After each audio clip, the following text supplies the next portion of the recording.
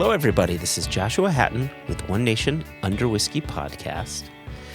I'm joined today, and I'm joined as always with a glass of whiskey in my hand.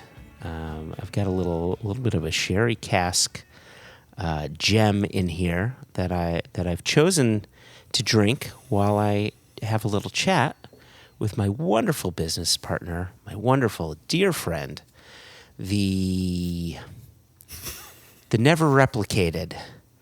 They broke the mold when they made this guy. The inimitable Jason Johnston Yellen. How are you, sir? I'm well, thank you. You made me think of replicants. Oh. Is replicants a Blade Runner thing? Is replicants a V thing? Remember V from back in the 80s? I do remember a V thing, but I imagine you just putting that question out there right now, Ian Allen has just driven off the road. I can't do the Scottish accent. He knows what a replicant is, and boom, off the A95 he went. So where would I have heard replicants? Blade Runner. It is Blade Runner. Yeah, it is Blade Runner.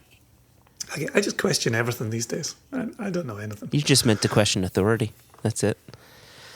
That's the one thing I've stopped doing. Oh, right. Maybe because it's I am. Maybe it's because in my house, I say in my house, I am an authority. That's clearly not true. I don't even know why I tried to say that. I don't know what I was trying to get away with there. I'm in my office by myself claiming I'm an authority. Yeah, stick it to the man. Within your office. I am the man. No, I'm not. Yeah. Within your office room. I knew you would pick up on that thread. Yep, in my office room. You are definitely the authority. Yep. Dear listeners. I like the fact that before we hit record, I said, yeah, it doesn't really matter what we pour. We definitely will not be talking about it on the podcast. And then in the intro, you started alluding to the whiskey in your glass. And here's why. Because I think it's very important that we tell people what we're drinking. Because I'm drinking something to prepare me for the Jewish New Year. See that? Which, when this goes live, will have happened. Yeah. We'll be in day 2 of Rosh Hashanah because it's a 2-day holiday. So I poured something very sweet, very comforting, and I could imagine drinking this with a little bit of apple pie, a little American apple pie. And that is 20-year-old bottled by Exclusive Malts. It says it's from a Highland distillery. But I can tell you it's from the same distillery that our buddy Glenn, who likes more oranges, is from. Is it known in the marketplace as Westport? It's known as the marketplace as Westport. That's right. God bless Google. Nothing's a secret anymore, is it? Yeah. Well, since you're throwing out details, I will say I am drinking a Julio's Cask exclusive. It is a heavily sherried 2005 Lafroig with a wonderful name. PX, I love you. I got you that. And if that doesn't speak to your introduction, I don't know what does. Yeah, I got you that. I was trying to tell you something. I said, here's a bottle, Jason. Wait, and then I PayPal'd you for it. Oh, yeah, what does that say?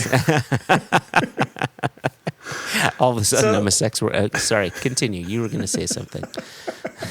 That was the thought in the back of my head. But anywho.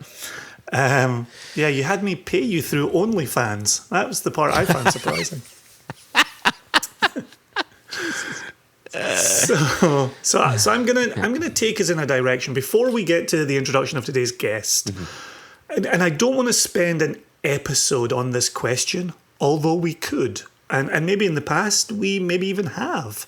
But as we sit here on this 5th day of September, 2021, I was having a wee think to myself today. And I was thinking, when we started this company in 2010, we had a sense of what the next 5 years were going to look like within whiskey. We knew what whiskey industry had looked like from about 2005, 2006, with this new striking boom. Everybody was turning on the taps. We're 2011.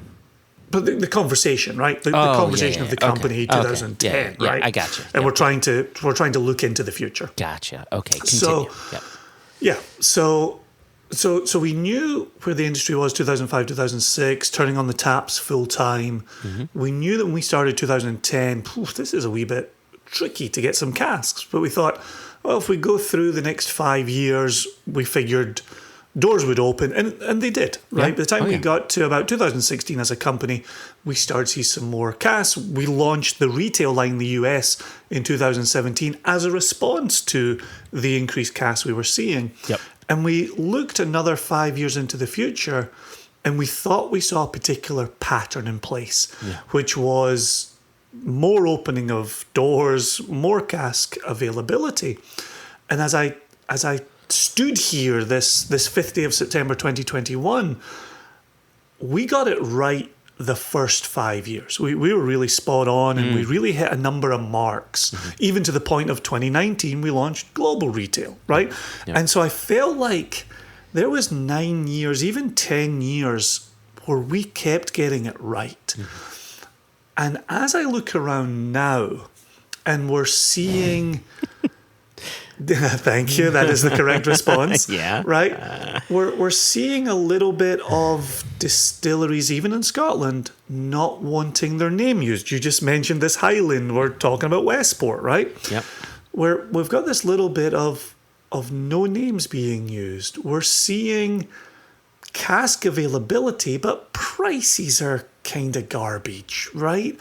We've got independent bottlers appearing day in and day out. And what does that mean? We've got the rise of the investment market for casks. And what that means, as I was kind of thinking my way through it today, and I know we've talked about it on and off over the course of the podcast, One Nation Under Whiskey and Extra Extra, given your work with Impex, given your work with distilleries in Scotland, given your work with distilleries who aren't in Scotland, given your work with Single Cask Nation, given what you and I talk about, even given what we talked about before we came on air today, which is auctions and auction bottles and something's going on because there's some crazy numbers here. What are you...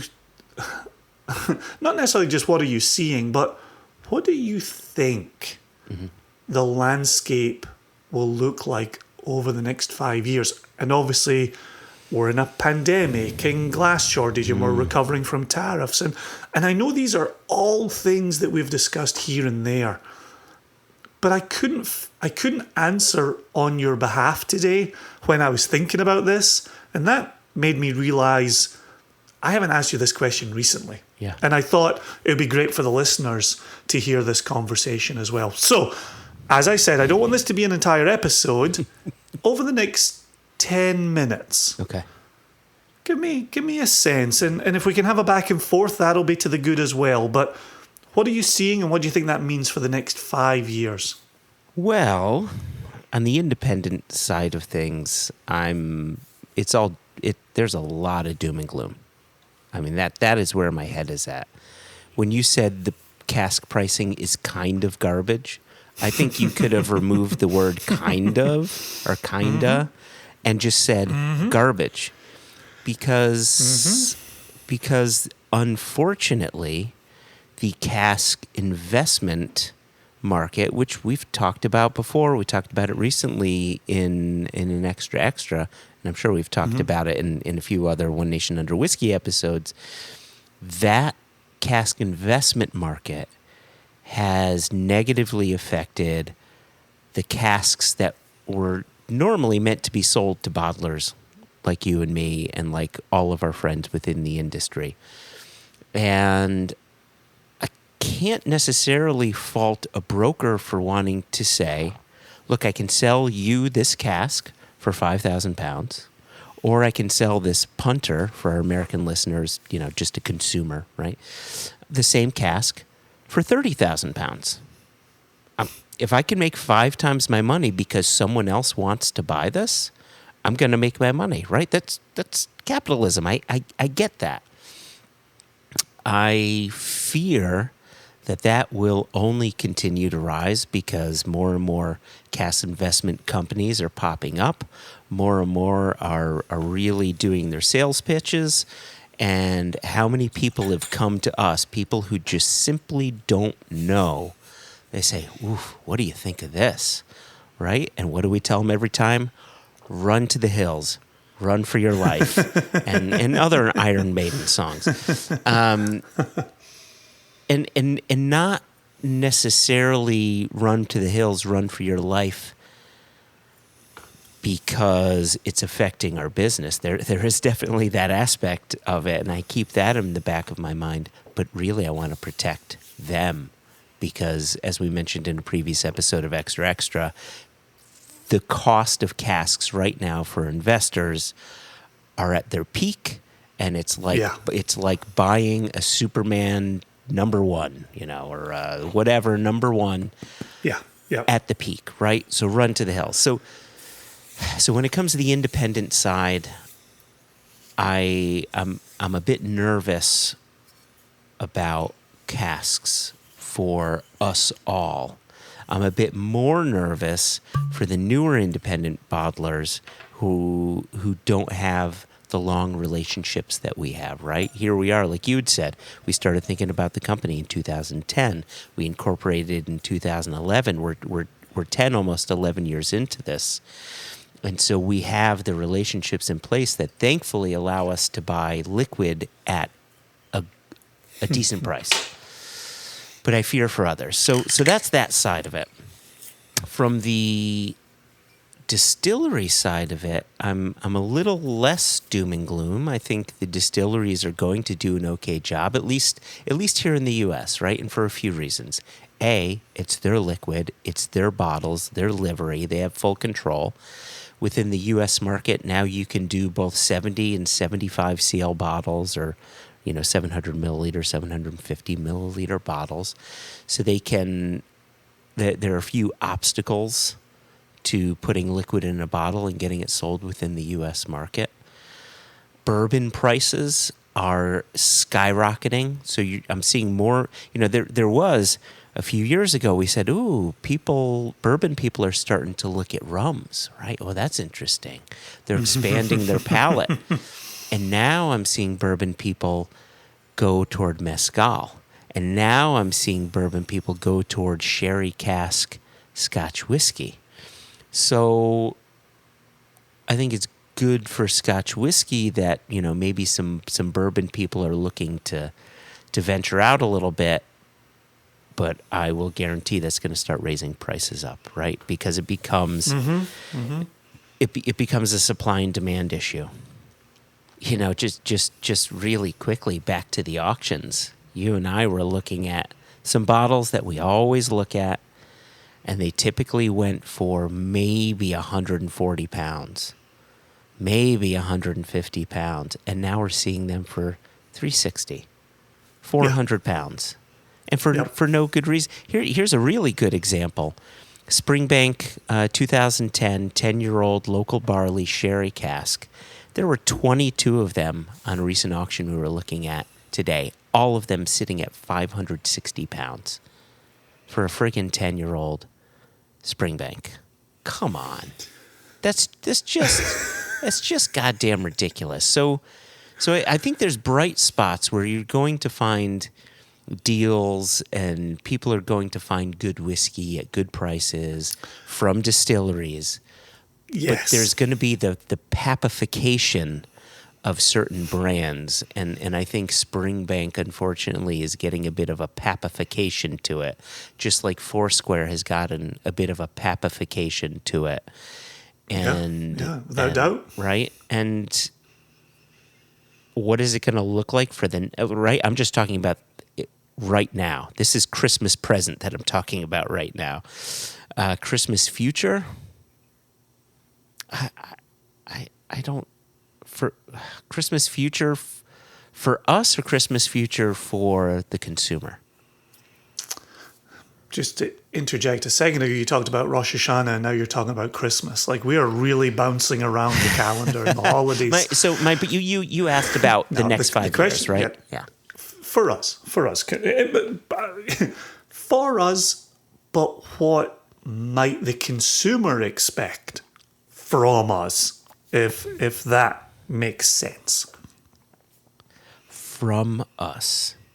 Can I put some leaves on the branch? Please do, because I'm just gonna go. I'm gonna go negative. I don't have a positive outlook on much of anything these days. So, when they go low, we go high, Joshua. When they go low, we find a shovel and see if we can go even lower.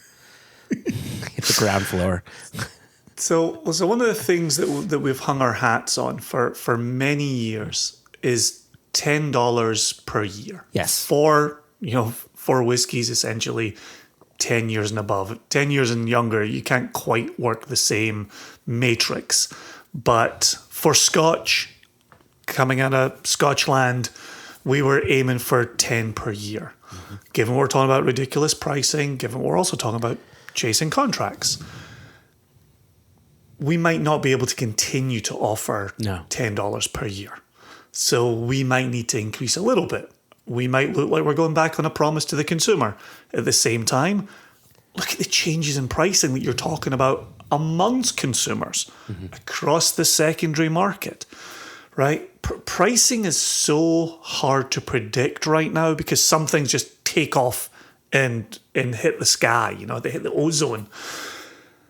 And so if we're changing there, how much are we changing there? How confident are we in getting a range of distilleries? One of the things I talked about in a recent panel that I was on is you speak to the general whiskey consumer, and there's about 5, 6, 7, 8 distilleries that they're always interested in, right? Highland Park, Ardbeg, Lafroig, Springbank, right? There's a couple, Glenmorangie might be one of those as well, right? You could throw in 5 or 6 or 7 or 8. Currently we're 120, 130, 140 working Scottish distilleries. And your average whiskey consumer wants to go searching for 5 or 6 or 7 or 8 of those. Yeah. To me, the next 5 years is a doubling down on how do we put a Thrusk in front of the consumer? How do we put Dalyun in front of the consumer? How do we go out of our way? Mannochmore is something we talk about internally. Glen Grant is something we talk about internally. Like, how do we double down on getting our consumers, those who believe and trust in Single Cask Nation, how do we get them to say, okay, I know we're on the same boat for 5 or 6 or 7 or 8 distilleries, but tell me about this Thrusk, right? Which I mentioned because Elijah loves it, right? Yep. And then we make fun of him. I love a Thrusk as well. Right? You're both perverts, right? Like, I want to bottle more Lechig, but pricing has gone stupid on Lechig. It's to me, it's that what do independent bottlers do? And how do independent bottlers deliver that to a consumer? So, and I'm with you. I can get as negative and as doom and gloom as anybody. Yeah. But if we seriously wear the hat of being an independent bottler, what does that mean for the next 5 years as we communicate and deliver to our consumer? Well, we're always going to do our best to keep prices down. So I would say whether it's us or it's any other bottler, you've got to do it smart. You buy whiskey young, you get it. If the liquid isn't great, you re-rack it and you wait around a little bit while you look for the other deals, or if you've got distillery direct relationships where pricing's a bit better than it is from some brokers, right? You can kind of work it that way, and we will continue to do that to try to keep our prices as close to that $10 per year as we can. But I would imagine it's going to go up, and not just from us, but from others. If you see it go up from us, it's going to go up with others as well. 100%, yeah, but absolutely. As you were putting those leaves on the branches, because you know me, I do my very best to be an active listener, but I'm always trying to think of my brain is, I can't shut it off. It just doesn't.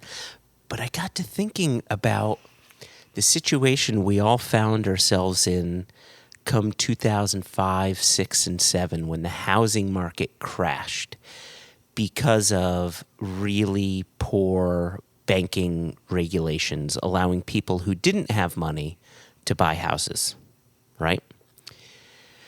And then everybody can just watch The Big Short, and then you get the full the full glimpse of that. Here we are 18-ish months into COVID. And over the last 18 months, that's where costs of cask have really gone up. That's where costs of bottlings have gone up.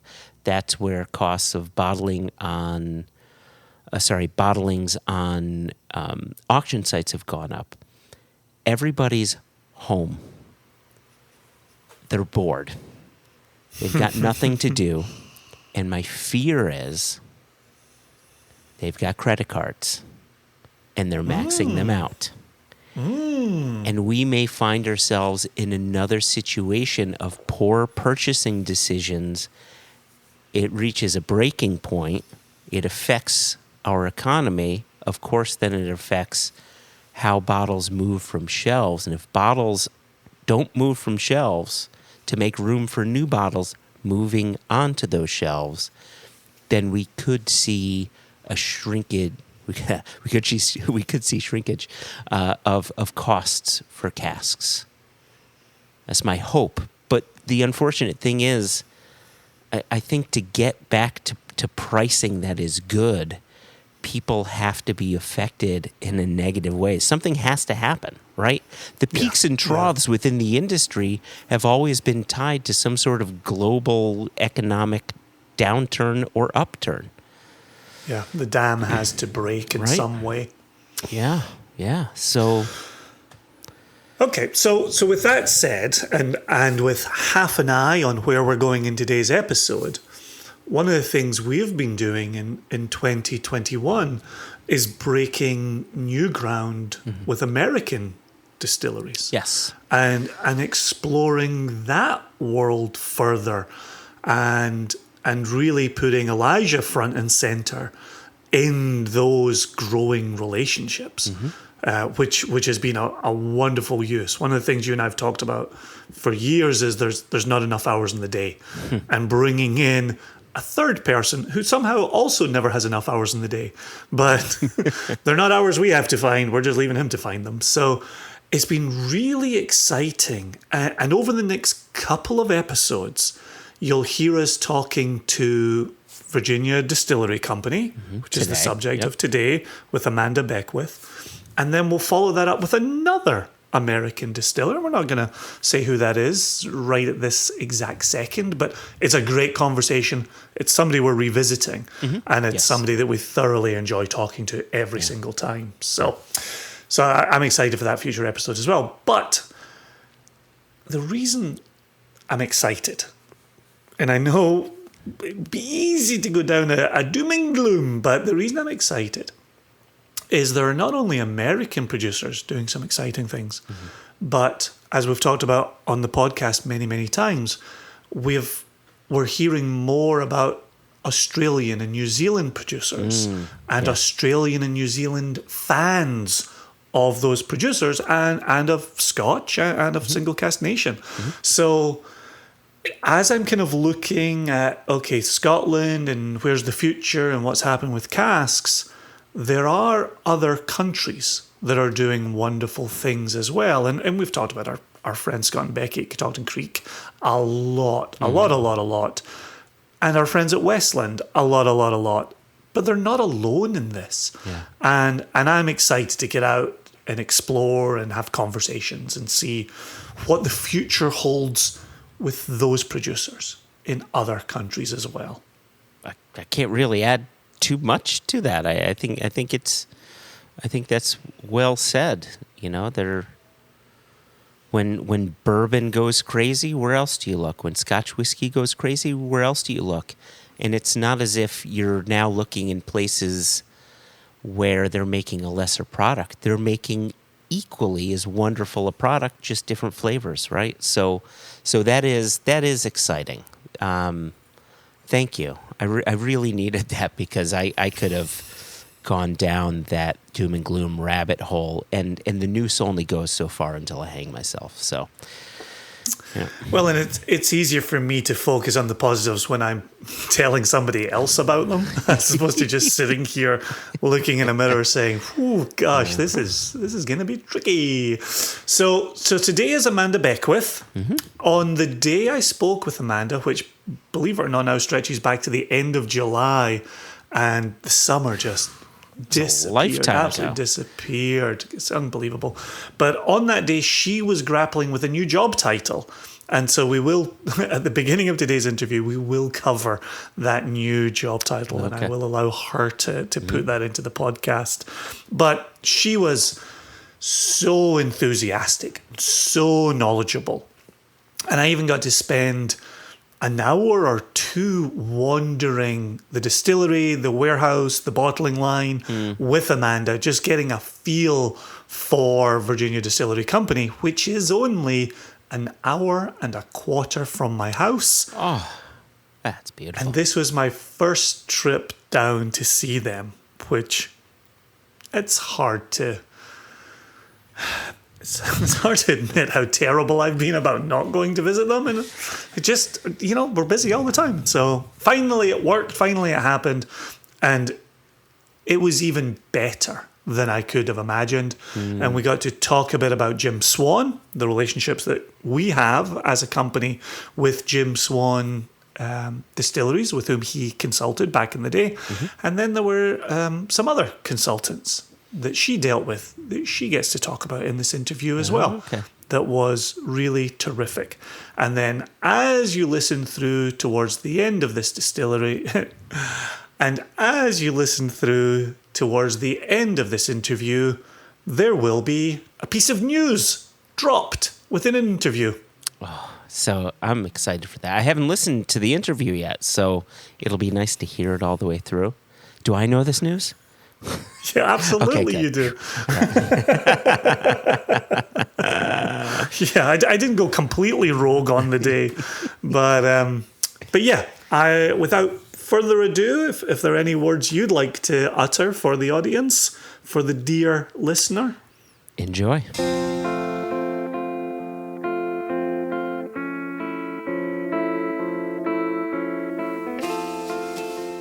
Amanda, thanks for joining us today. I'm excited to be here.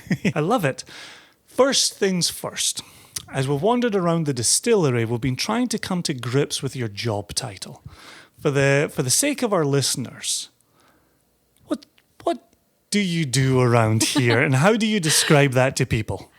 Well, it's been a journey. I was hired to be the guest experience manager back in 2015. So April 2015, our visitor center was literally a hole in the ground, and we put it together. My background was from the Virginia Aquarium, so I knew tourism through that. I loved the whiskey, aquarium. but yes. Over in? Virginia Beach. Okay, Virginia Beach. I feel like I've been to one. Was it Virginia Beach? Okay. Possibly. Okay. It's a beautiful place, and they do a lot of really great things. Awesome. A lot of research and rescue. So yeah, that was my background, and I was hired to put together a team to give tours, to come up with cocktail planning and tastings, all of those things. And of course, the world evolved very quickly from there. But the coolest thing for me was really the fact that I needed to educate myself and the team. So I did the Bourbon Trail, went to Scotland, met some incredible mentors who really helped me along the way. And before I knew it, I wasn't just educating internally, I was educating externally as well, from distributors and agencies to going on TV spots and talking American Single Malt. So it's been a really fun trip. So when you made that move from the aquarium to the Virginia Distillery Company, were you a passionate whiskey lover? Were you a passionate tourism person? What did that background look like that brought you specifically to a distillery? It was this hybrid love, I think, of whiskey itself, food, culture, history, everything came together. And then I love people, and I love sharing something I'm passionate about.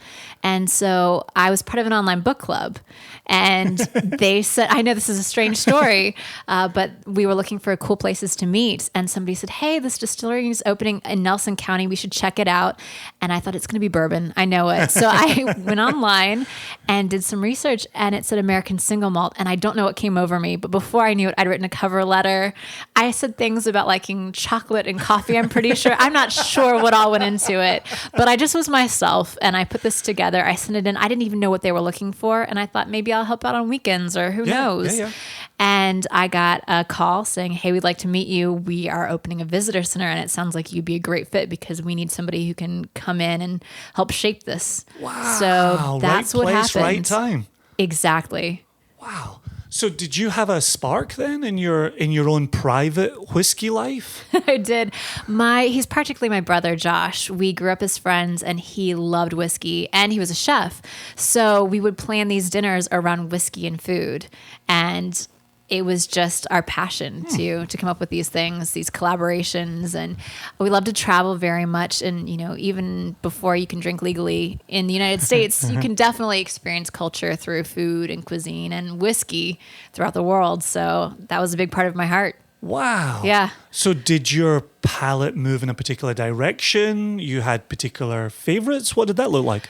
I've always loved single malt, and I think Japanese whiskey was the first that really grabbed me. I loved the sense of layers, that you got this blend of esters from fermentation, the malt character, and then you also had this play. And of course, we've seen Japanese whiskey evolve over time, especially knowing what comes from Scotland, what comes from Japan. But that intrigued me, and I loved that it wasn't an oak bomb. It wasn't just the rye spice. That really hit my palate in a cool way. And I remember the first time I had Yamazaki 12. It was a decade ago.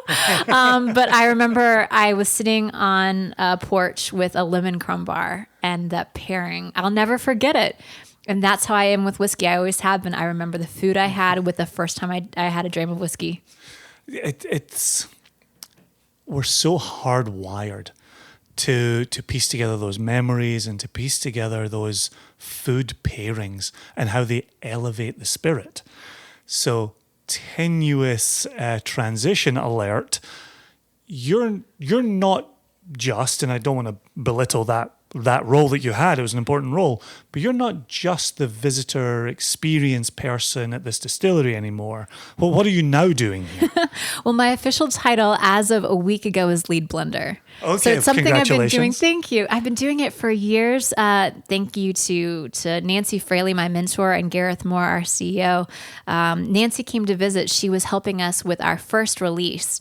We did an American blended malt, aged in Scotland and aged here in Virginia, married together, finished in true port barrels and local port style wine casks. And it was a fun project, and Nancy really lent her expertise.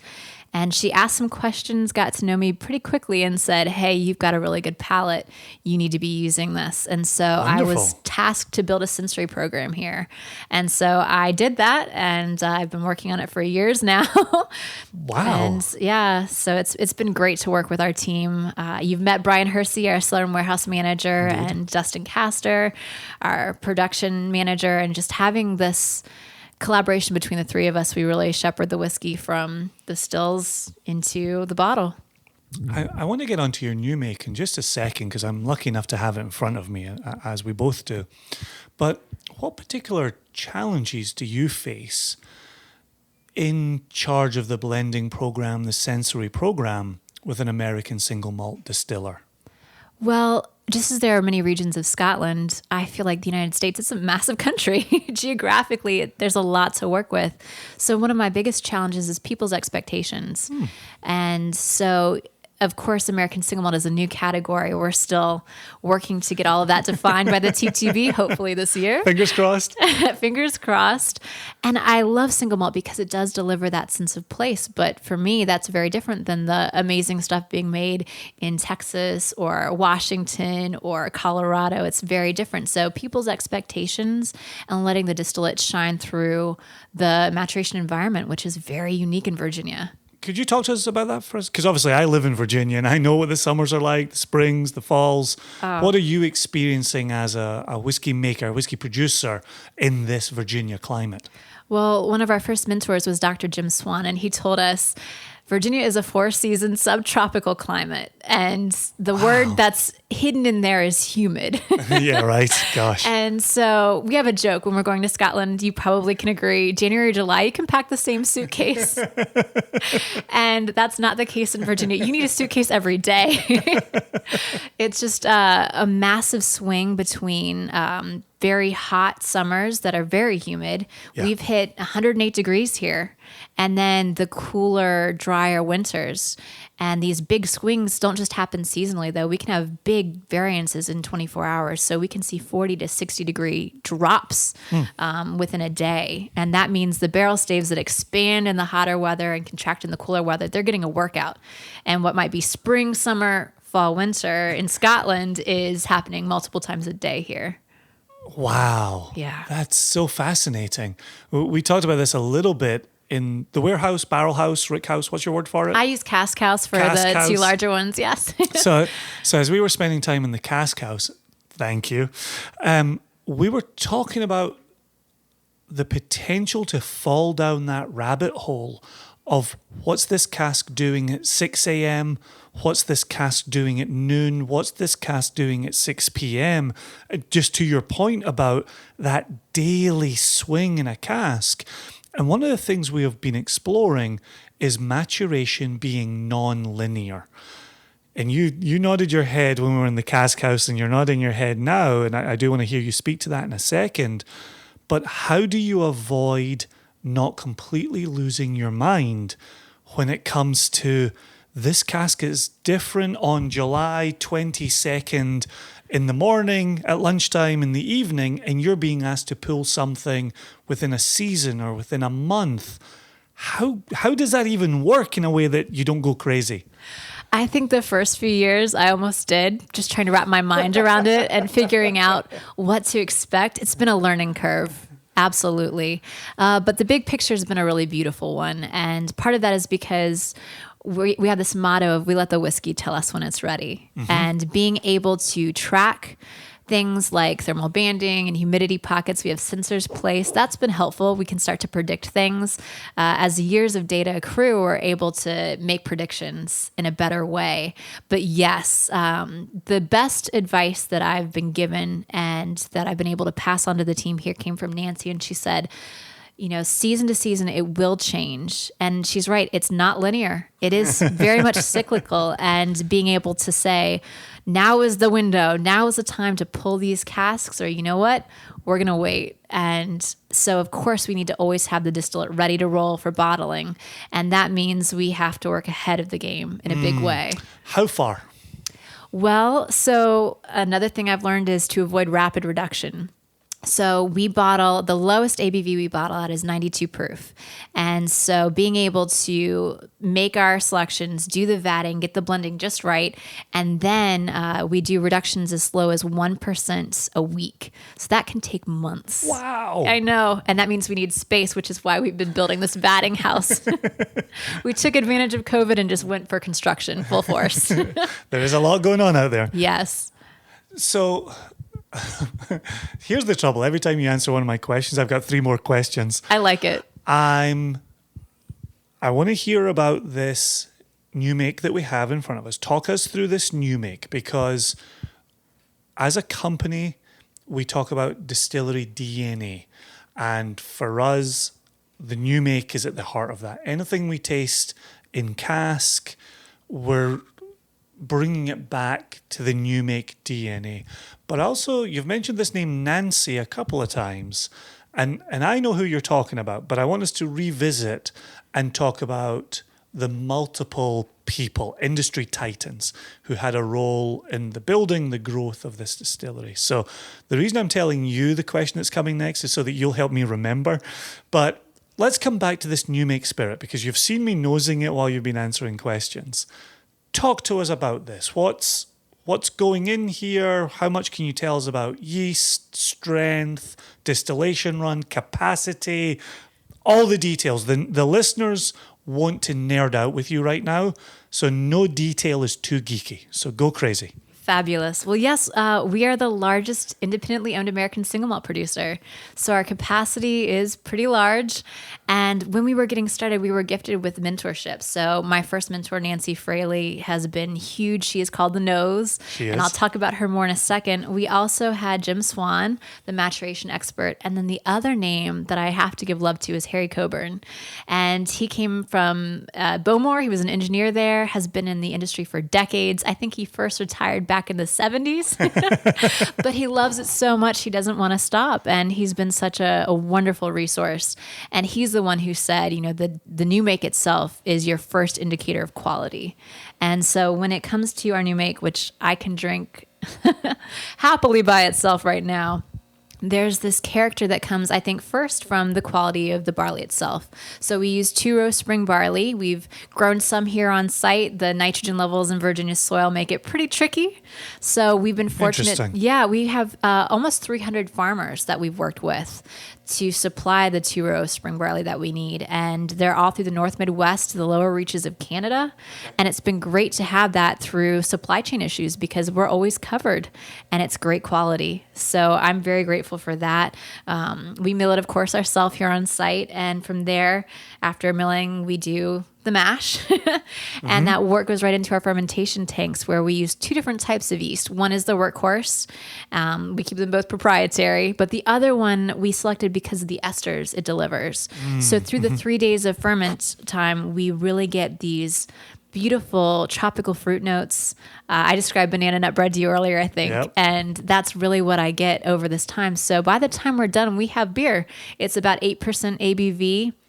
I compare it to a Belgian or Saison style. It's not hop, not bitter. It's just a really delicious beer. Yep. And then we double distill in our copper pot stills. You don't do peated on site, am I correct? No. We've talked about it in the past, and it might be an experimental down the road, but my inclination and what I've talked to our CEO, Gareth, about is maybe doing something with barrels and not messing with the barley itself. How do you share how long you are fermenting? 3 days, 72 hours. Okay, 72 hours on that one.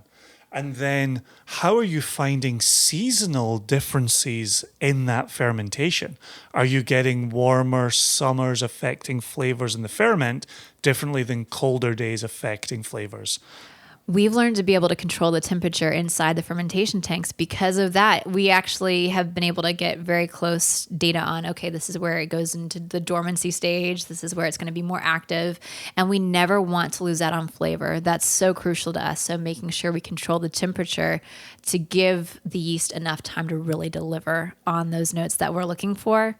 That's so crucial because we know that once we're through for the fermentation, all we're going to be doing is concentrating those flavors in the distillation process. And what type of volume is going into the wash still and then coming through your spirit still? 10,000 liters or 2,600 gallons per tank. So same thing, that 10,000 liter volume can go right into our wash still. Wow. Only 1/3 of what goes in comes out as low wines. The 2/3 left behind are pot ales, so we give them to local farmers as fertilizer. So it's kind of a cool relationship there. And you were saying, just like we know and are familiar with in Scotland, your draft is going to local farmers for cattle feed. Early Dawn Dairy in Crozet, Virginia. Look at that shout out. Yes. So talk us through flavor profile on the new make here. As we're sticking our nose in it, you, if I've gleaned from you during my time with you, you've mentioned texture in a few places. Are you cognizant? Are you enjoying? Are you promoting the texture in your new make spirit? Very much. I think that that's a big part of the experience, the mouthfeel.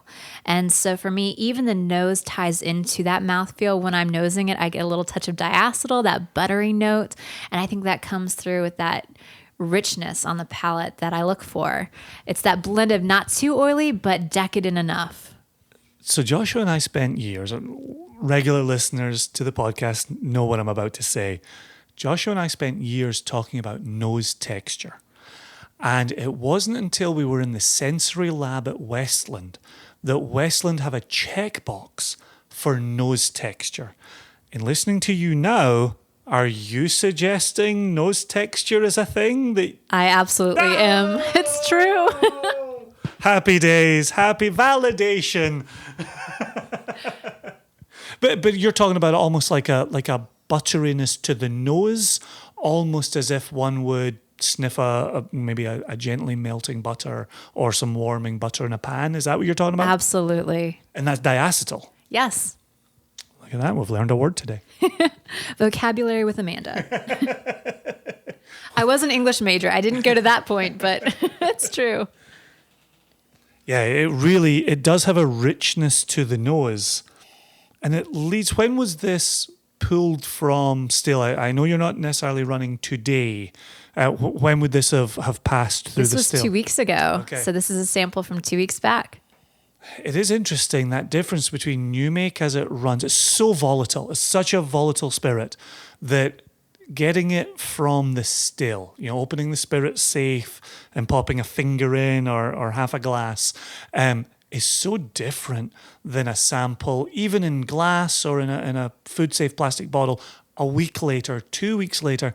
And I sometimes find those volatiles that you're all too familiar with coming from the still flatten a little, soften somewhat. And I've got a little softer note on the nose here. Are you seeing that difference as someone who's around the stills day in and day out? Absolutely. It's mellowed a bit. So there is a soft floral note and then the fruit comes in, but it is more subdued now than it was when we pulled it right off the safe. Yeah, I'm such a fan of New Make Spirit, and I have enjoyed having my own bottles of New Make Spirit, in my office. But it's at a tasting, some New Make is better than no New Make, but New Make from the Spirit State Safe is completely different from New Make out of a bottle. It's raw and fresh in this beautiful way. Mm-hmm.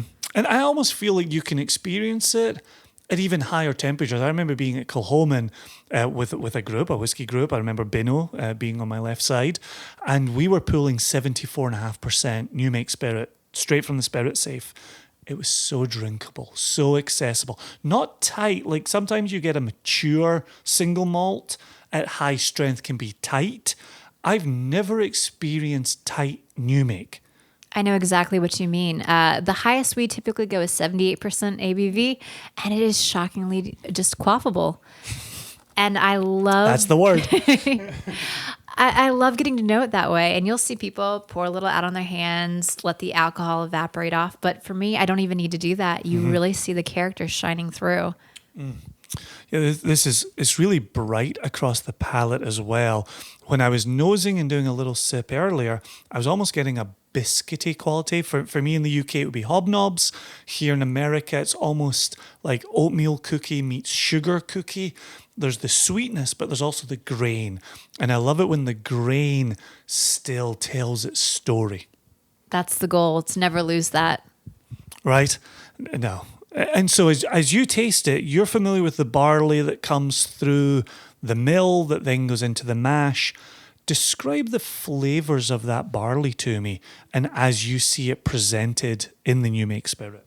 I love that you mentioned oatmeal raisin cookies for me, because that's something, there's this expected cereal character, but for me, there's a sweet spice that kind of hints through. And when I say spice, a lot of people think rye and peppery. Nothing like that at all. This is more of a warming, cinnamony sort of note, which you expect from the barrels themselves, but I actually can detect that from the grain as well. Mm. So good. So as you take this New Make with this particular characteristic, and you're thinking about the maturation of this, ultimately the in-house blending, vatting, mixing, for a particular release, what ideally are you looking for the cask to do with your spirit? I'm looking for the cask to deliver layers. So for me, quality comes from complexity. And I want to be able to have a story told by the whiskey. I don't want anything to ever be one note, and I want it to evolve and open up. So I want a story, and I want to participate in that.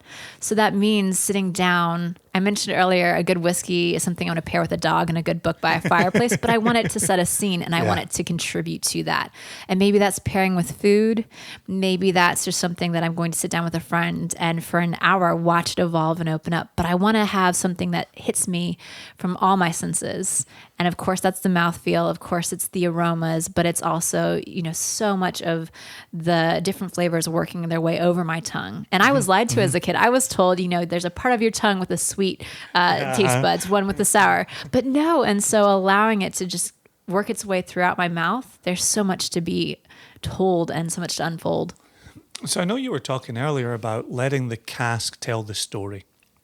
But is there a particular house style? When you put out the Virginia Distillery Company flagship release, is there a story that you want that bottle telling every time? And that for us as independent bottlers, looking at you and that task that you have, that's the challenge that you've got there. We don't have to worry so much about that. What are you faced with as you're thinking about representing your distillery with regards to a flagship bottling? I think part of my story needs to be something that intrigues people every time, that's something that makes you think. And of course, we want our DNA, that core idea of who we are, to come through consistently from every batch. And so for our flagship release of Courage and Conviction American Single Malt, I was thinking I want our barley to shine through. And barley is such a beautiful base. Of course, people love it because the enzymes, it does this great job of converting the starches over with the sugar. You need that for alcohol, obviously. But I also love the flavors and the delicate nature there. And of course, playing in with the fruit and floral notes from fermentation, that balance, striking that every time is crucial. And then you get the barrels coming in. And the barrels are often considered the rock stars, and I love them very much. But being able to showcase just these different notes. So for me, I like chocolate and I like nuttiness, but I never want that to become the dominant thing. I want to make sure that when somebody gets the whiskey, they can nose through and still see there are the dried apricots. There's I see that tropical fruit shining through. And maybe you have to work for it a little bit, but it shouldn't be too hard at all to start to detect that DNA. So I'm curious for you, when we're looking at Oloroso maturation, and we're looking at PX maturation, and we're looking at ex-bourbon maturation, and we talked about first fill bourbon. Are there moments when you feel the DNA being lost? And do you then use other casks to represent the DNA, but then the quote-unquote the lost DNA casks to deliver other flavors? How does one put together a blend? Well, I came up with a bit of a grading system. I based it off of Nancy Fraley. She had this ABC ranking, and it's not at all like a grade you would give a student for their work. C is what she considers foundational. B is something a little bit more complex and well-rounded, and A was something that really stood out as unique or distinctive. And so I took that and ran with it and delivered an addition of 1, 2, 3 for levels of development. And then, of course, you need nuance. So we add the pluses and the minuses. I just went crazy from there. But for me, yes, I'm absolutely looking for barrels that still have the expected notes. But when I find those A barrels, that's a great thing because I will always be able to find a place for it. The quality speaks for itself. And so when I come across chocolate covered cherry barrel, I can do different things with it. I might think this might be really fun to set it aside and do it as a single cask, but it might really be great to put in with a batch of 30 other casks or more and let it deliver these notes to sing along the side and layer in the complexity. Because again, I think that's what makes a great whiskey. So I'm not afraid of unique flavors. So let's use this moment to bring Nancy into the conversation. So talk to us about Nancy. Talk to us about your role with Nancy, and then move into Jim. The regular listeners have heard us mention Jim Swan in multiple places. Talk to us about your experience with Jim, but then also bring Harry in as well, which is a name I'm not familiar with. And I said that to you in a quiet moment, and I'll happily say it on mic as well. I didn't know Harry or Harry's name, and so I'm excited to hear more about that. So Nancy into Jim into Harry, and if there's anyone else left out, continue on into them as well. Will do. So Nancy Fraley came from the world of cognac. And she wore a lot of hats in earlier lives as well, and is a fascinating human being to meet. She currently has a blending service and is based in Berkeley, California. But she comes from an incredible lineage of people who have been in the Armagnac and cognac worlds from the 1700s on. So her knowledge is impeccable. And she met me here at the distillery in Virginia, and immediately was kind, and she took an interest in who I was and my abilities, and just singled me out. And I'm just so grateful for her insights. I got to work with her in Texas a little bit at a blending seminar, have met up with her throughout the years at different places, from ADI conferences on. Sure. And she's always taken the time, and she offered to be my mentor. And she has 3 people she's singled out to be part of her lineage. And wow, I'm one of big them. Word. It's a big word. I'm still figuring out what that means, but I'm beyond honored. And so it's really because of that I got the lead blender title, I believe, her mentorship. And so the way she approaches things and her thought process was just fascinating and inspiring. And it's that blend of science with art, because you need to be able to see something and go, all right, this is isoamyl. This is why I'm getting that. This is what caused it. This is what we can do with it. You have to have that knowledge to back up what you're doing. So it's a lot of fun of nosing and saying, this is great. But ultimately, at the end of the day, you have to know why, and you have to know what to look for. And I credit her with that. On the other side, you have Dr. Jim Swan, and he passed away sadly in 2017. Sadly. But he left us a beautiful, beautiful legacy. Part of that was journal notes.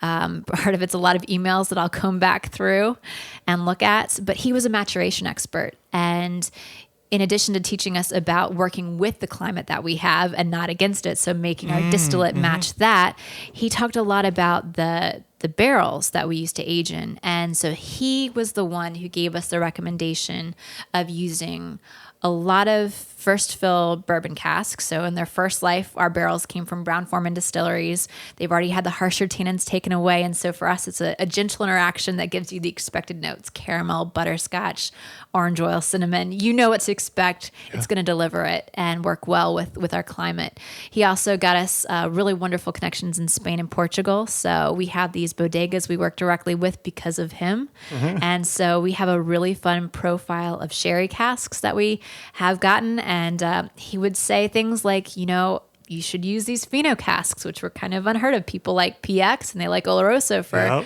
working with whiskey. And he said they're going to be late bloomers. And for 2 or 3 years, I panicked thinking, what are these going to do?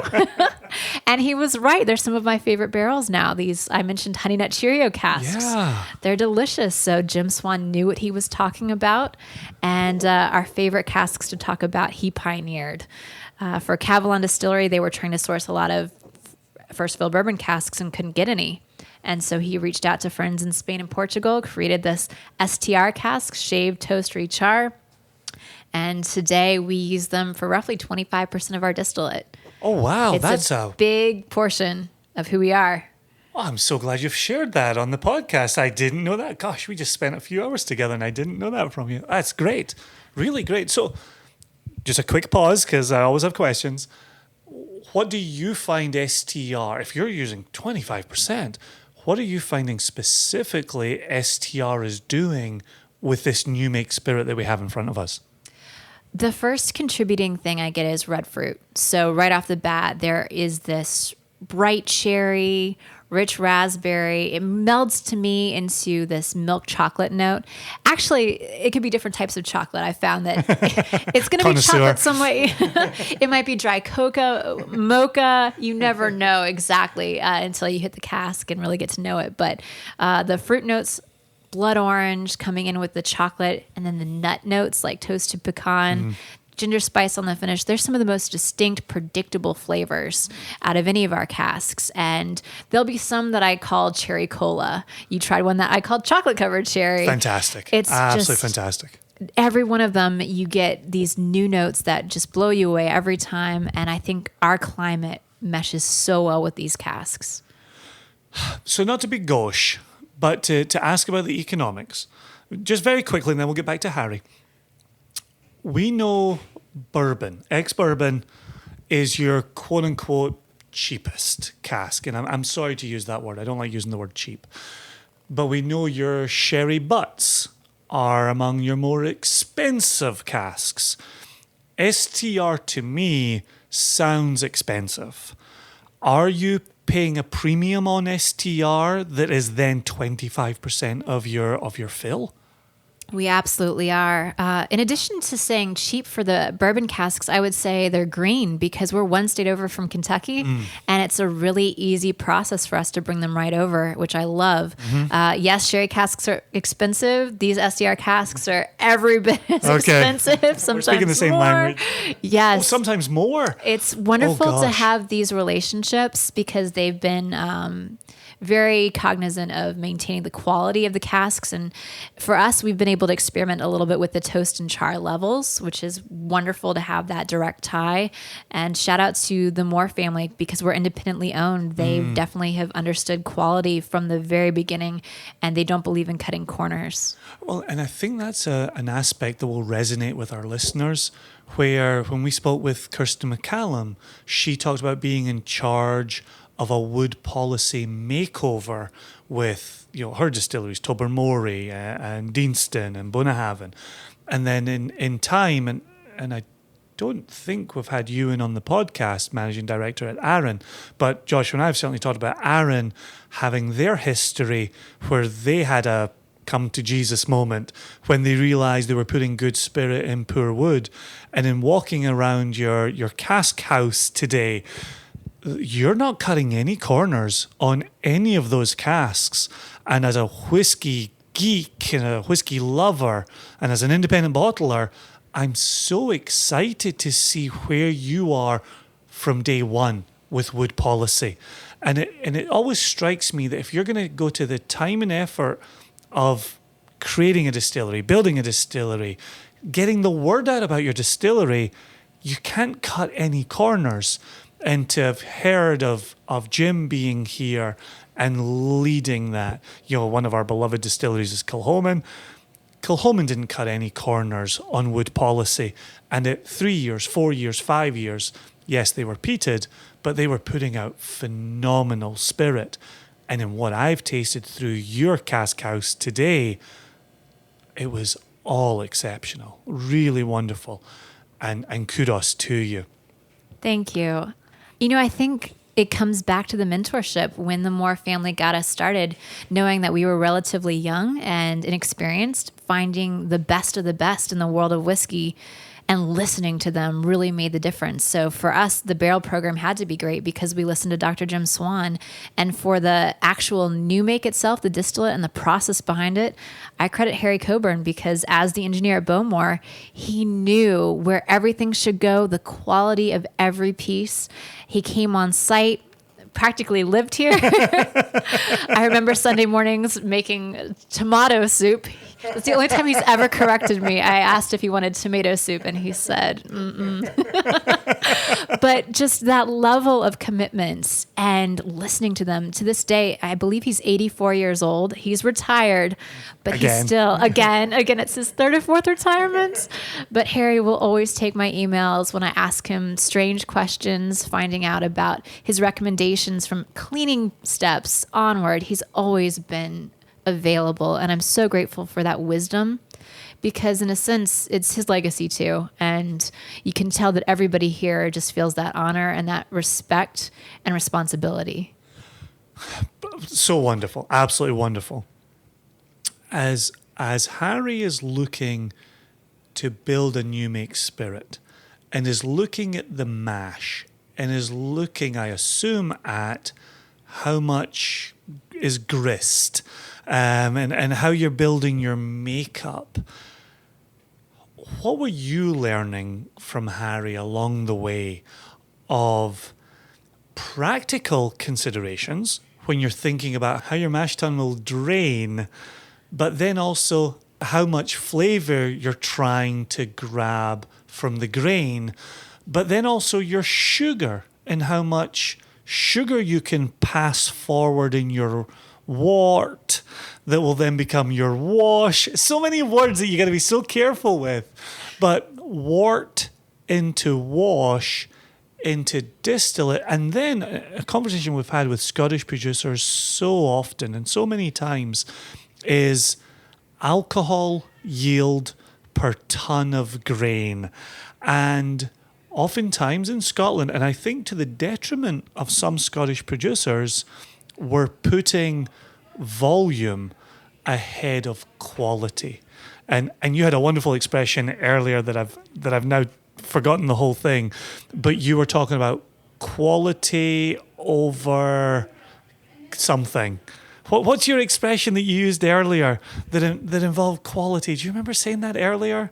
I honestly don't know if I remember. It wasn't quality over consistency, but it was that idea of letting the spirit talk for itself, which is great when you've got a spirit. But how does one create that spirit? How did you and Harry and others go about creating that? It's true. I think there's this temptation at the beginning to try to reinvent the wheel. When you're a new distillery, you want to figure everything out on your own. And for us, there were moments like that because Virginia climate, that's a big thing. And also working with the barley, growing it here versus sourcing it. All of those things were learnings along the way. But something that came out very quickly was 70% middles, 20% husks, 10% flour. And there was a very clear reason behind that. When you have more than 10% flour, it can turn into a gluey paste inside the mash tun. And what a mess that is to get clean every single day. So there were lots of things that we just did once and went, okay, this is what works. We're going to stick to that. We created a lot of SOPs to just make sure we understood this is how we're going to do things for consistency.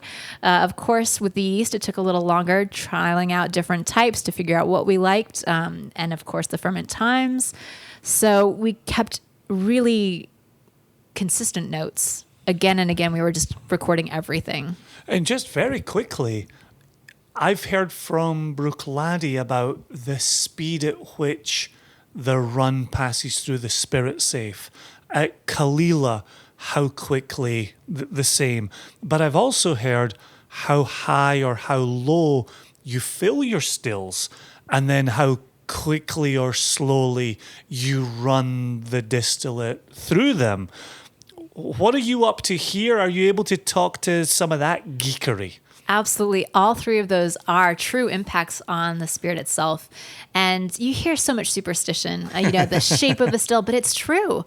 And it's just one of those things where the more you distill, the more you start to realize that flavor can be impacted through so many steps. And so, yes, the speed and temperature can be the easiest thing to adjust.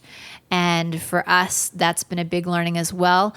I would say that for the first 4 months of distillation, back in 2015 through early 2016, we were still ironing it out and figuring out what we wanted to do. And we've set aside those first barrels that we filled because they don't quite fall into the consistent character that we've since settled on. So that doesn't mean it's not delicious, because it is, but it's different. I'm telling you all my secrets today. You are indeed. And I'm thinking, Jason lives an hour up the road in Single Cask Nation. And we just had that episode recently on Catoctin Creek, where we took the 2 no cuts casks from Catoctin Creek. They had no use for them. They didn't fit in with the distillery style. There might be future conversations for Single Cask Nation and Amanda here. Exciting. So I'm very aware of, I'm almost polishing off my new make spirit here, and we are very fortunate to have Cask 666 in front of us, which is a 2016 run of Virginia Distillery Company. I don't know why I'm giving the details. Please give us the details, Amanda. You're the professional in the room. What is Cask 66? Describe it to us, please. Well, we call this Spanish oak, and Jim Swan again came to us with a recommendation for cask types. And when we were talking sherry with him, he recommended Fino, Oloroso, and PX casks. And then he said, you should do 1% of all your sherry casks as experimentals. And here's what I recommend. So these Spanish oaks are fascinating to me. Of course, they came from our bodega in Spain that we've been collaborating with for a lot of things, including some of those STR casks. Indeed. But in their first life, these barrels held Oloroso, then were emptied out, and PX sherry was put in. So as the staves are extra porous, Quercus robur, it's much more porous and absorbent than, say, American oak. So Quercus alba, we're used to using that for a lot of things, but this is something totally different. So here's why I love talking to people early, talking to them again, talking to them more. You told me exactly that in the cask house, and I completely missed the Oloroso followed by PX. I only heard Oloroso for the full portion. So Oloroso was matured, then bottled and sold. We're not talking about a seasoning here. We're talking about Oloroso maturation. Correct. And then the PX was put in it. Seasoning, maturation? My understanding is maturation as well. Wow. I know. It's a very unique thing that this bodega does. And yeah. Oh, gosh, my heart is, I should check my heart rate on my watch here. This is through the roof. So Oloroso, PX.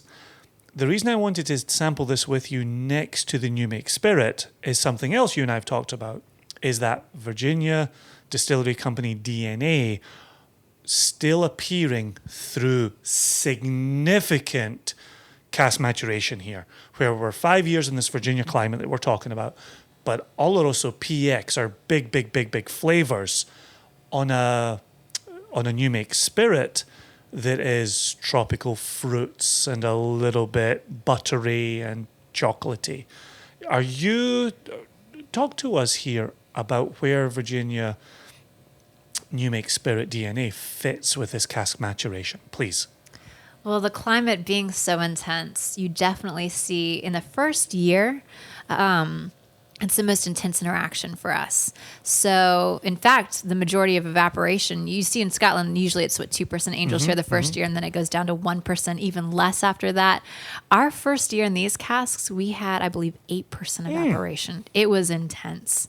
And so you really had that wood character starting to drive through. But through it all, I've seen this dried apricot note just stay very consistent. It's that almost sometimes a juicy peach cling fruit. Sometimes it verges more on that dry, but it's always there. And it plays with this chocolatey note from the malt right behind it. And I love that progression of flavors so much. And of course, with these casks in particular, there's this candied toffee hazelnut note coming through that I really love. And the finish is so soft but lingering. I like that balance because sometimes you have very aggressive finishes that just overpower or they drop off and you forget what you've had. That's not something you're seeing here. It's just smooth and sweet, but it sticks with you. That is well said. I've never thought of it like that, but soft but lingering.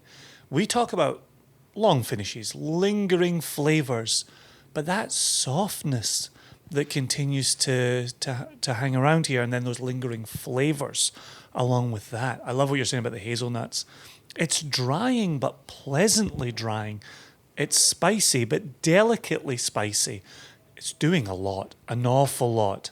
And at close to 60% ABV, I mean, it's something that can often be drowned out by alcohol, the heat of it, but this is never the case with us. And I think that that's also the character coming through as well. If the distillate was off, it might overpower just with that aggressiveness. And this is the heat of summer right now. Correct, so it's even more delicate and subdued in the right ways.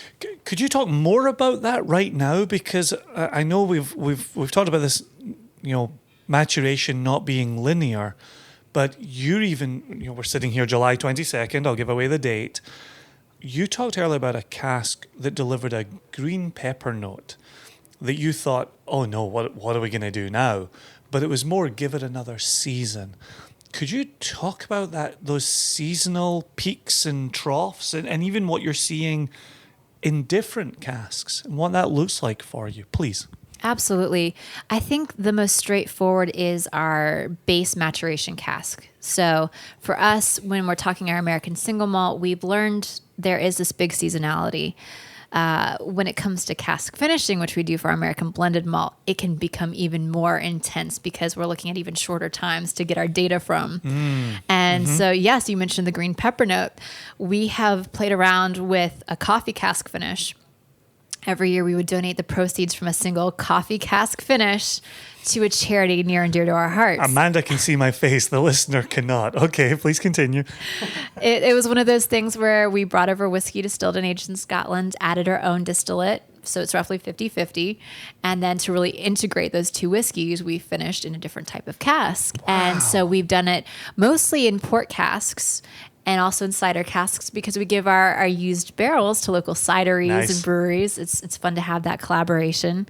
But for this coffee one, I remember this is just a beautiful chocolate vanilla mocha coming through, just gorgeous barrel, a little bit of baking spice on the finish. And I just kept waiting, thinking it's getting better and better. And then there was green pepper, and I was heartbroken. What did I do? I missed this window. What this a is strange destroyed. little thing. And you're talking bell pepper, not like a jalapeno. Correct. Green bell pepper. And so I thought, well, we can't bottle this. We'll have to wait and see if it can rally. And it absolutely did. By October of that year, it had settled again. And I think that's part of the learning about the breathing in and out of the staves and also the interaction of humidity.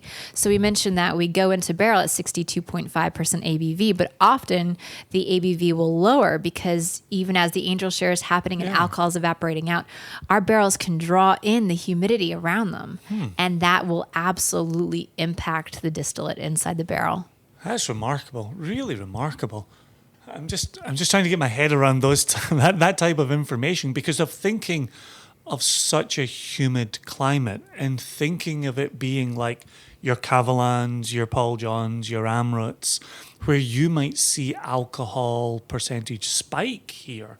Oh, India, look at that climate and see how dry and arid those staves can crack. It's incredible. They can wait a week and the whiskey can turn on them. It's amazing. It's phenomenal. Are there things happening in your cask house that you're surprised by? I think the biggest surprises, there are things you expect, like where the airflow comes in and how that might warp a barrel over time, proximity to a door, things like that. Absolutely. We don't move our barrels. So we palletize almost all of them except for the sherry casks. And we have experimented with palletizing some of the sherry casks, which has been really fun. It's good for the space usage and movement because for us, when we are ready to vat our whiskey, we can take it down by pallet and access it much more easily than if it's buried away. This is, again, we're just back to logistics because logistics interests me. Sometimes we hear from people with palletized warehouses that you've got so much pressure playing on the cask on the very bottom that you're seeing leakage. You're seeing even a different interaction with the casks. How high are you going on your palletize? I'm thinking of people like Bruichladdich who are 11 high on their palletizing. Is there a happy medium? You talked about it. Space is finite, right? I think a lot of whiskey connoisseurs, right? I'm really trying for another word for whiskey geeks, who are our audience. I feel like whiskey geeks are kind of like, we get it. We get the business and we also get the geekdom. We understand there's a line between finite space and flavor. Is there a way you see yourselves going with your warehousing where you can take advantage of space, but you'll still be flavor first and foremost? I think that's exactly it. We never want to compromise on the flavor and the care of the casks. So because of that, for us, 8 high seems to be working pretty well. And yes, we have had a couple leakers. Part of that, I think, is the intense temperature swings more than the pressure. But we're maintaining, we have sensors, as you saw. So we get very geeky about the things to expect because of that. And we track everything. Down the road, we will be building another cask house because, as you said, space is finite. Yep. And so it's that balancing of where things go. Accessibility when we're ready to get them is huge.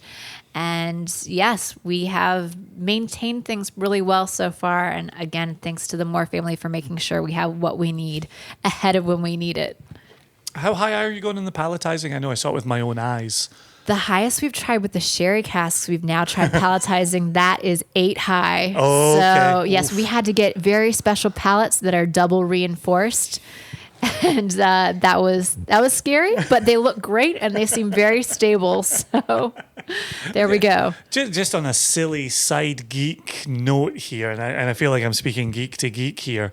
Do you find, or do you think there's a difference on vertical maturation of a cask and horizontal maturation of a cask? I think the biggest difference is if there's any strain on the staves themselves. You need to make sure they're supported whatever way you have them, of course. So if they are vertical versus horizontal, then there is that difference of, okay, if they're laying down on their sides, is there strain placed on the staves or are they properly supported on racks or whatever you have?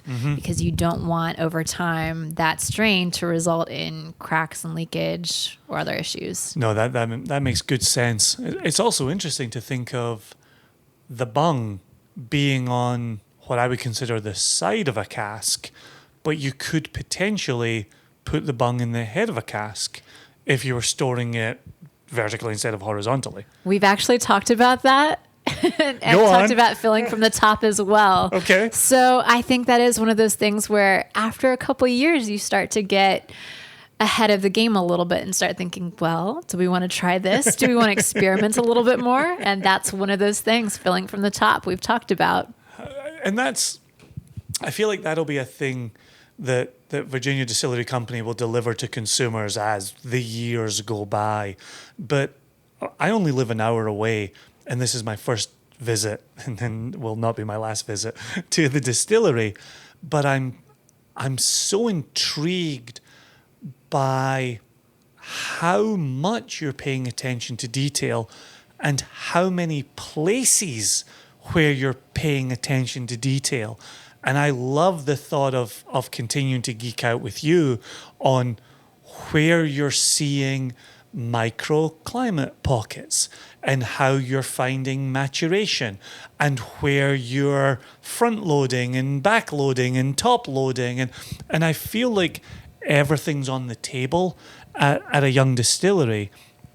Whereas I sometimes worry for Scottish distilleries, tradition is the number one marketing tool in history, is the number one marketing tool in the SWA, and Josh and I have talked about this plenty on the podcast.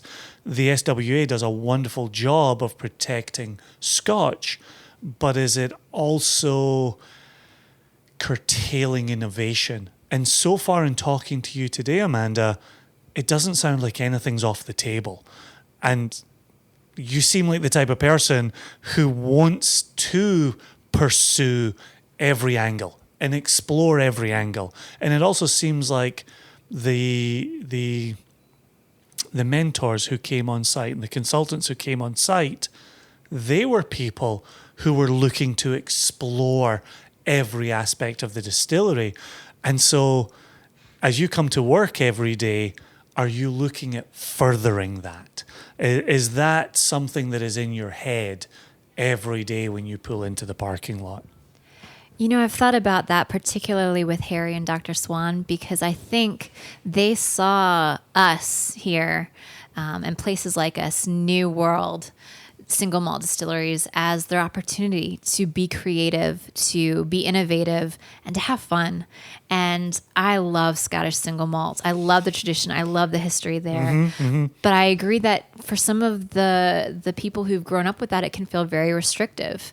And so striking the balance between the creativity and the expertise. There's no reason to ever do something foolish when you have so much wisdom That's a good backing you up. But yes, you can be playful and you can be curious. And there's still room to grow, and I think there's still room to improve. So why not pursue that? I think a word that hits me a lot is hungry. We're fascinated by what we're doing and how we're doing it. And I love the American single malt world because we say all the time a rising tide floats all ships, and we're all in different parts of the United States. We're all doing our own things that we're passionate about, whether it's mesquite smoke in New Mexico or, we all have our things that fascinate us and grab us. So there's room at the table for us to grow and to be creative. I love it when quote unquote interviews, we say it all the time, we're just having a chat. And you have now brought up the very next thing I was about to ask you, which is, you mentioned way back in the beginning of our chat, American single malt, and we're hoping that will be finalized as a category in 2021. Fingers crossed, really hope it happens. What do you think the future looks like for that category? And you're starting to tease it out here. How regional do you think it will become, could become? Do you think regionality would be a good thing for a burgeoning national category? Or should we promote the national category and then let it become regional? I'm thinking about a tiny place like Scotland that's about the size of one US state, that's got multiple regions within it.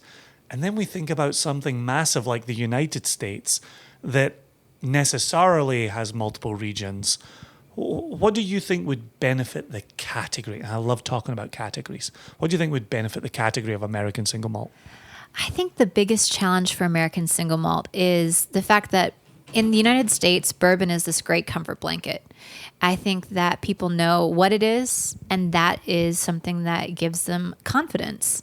And American single malt, because it is so new and relatively undefined, that's our biggest hurdle right now, of course, getting out what it is, letting the consumer know what to expect when they hear it.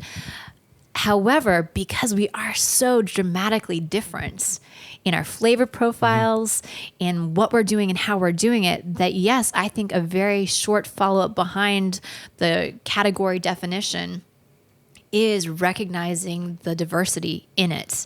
And bourbon by law now has to age in new charred oak.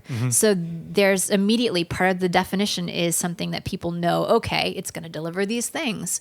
It's going to have at least 51% corn. So of course I want people to understand we're talking 100% malted barley.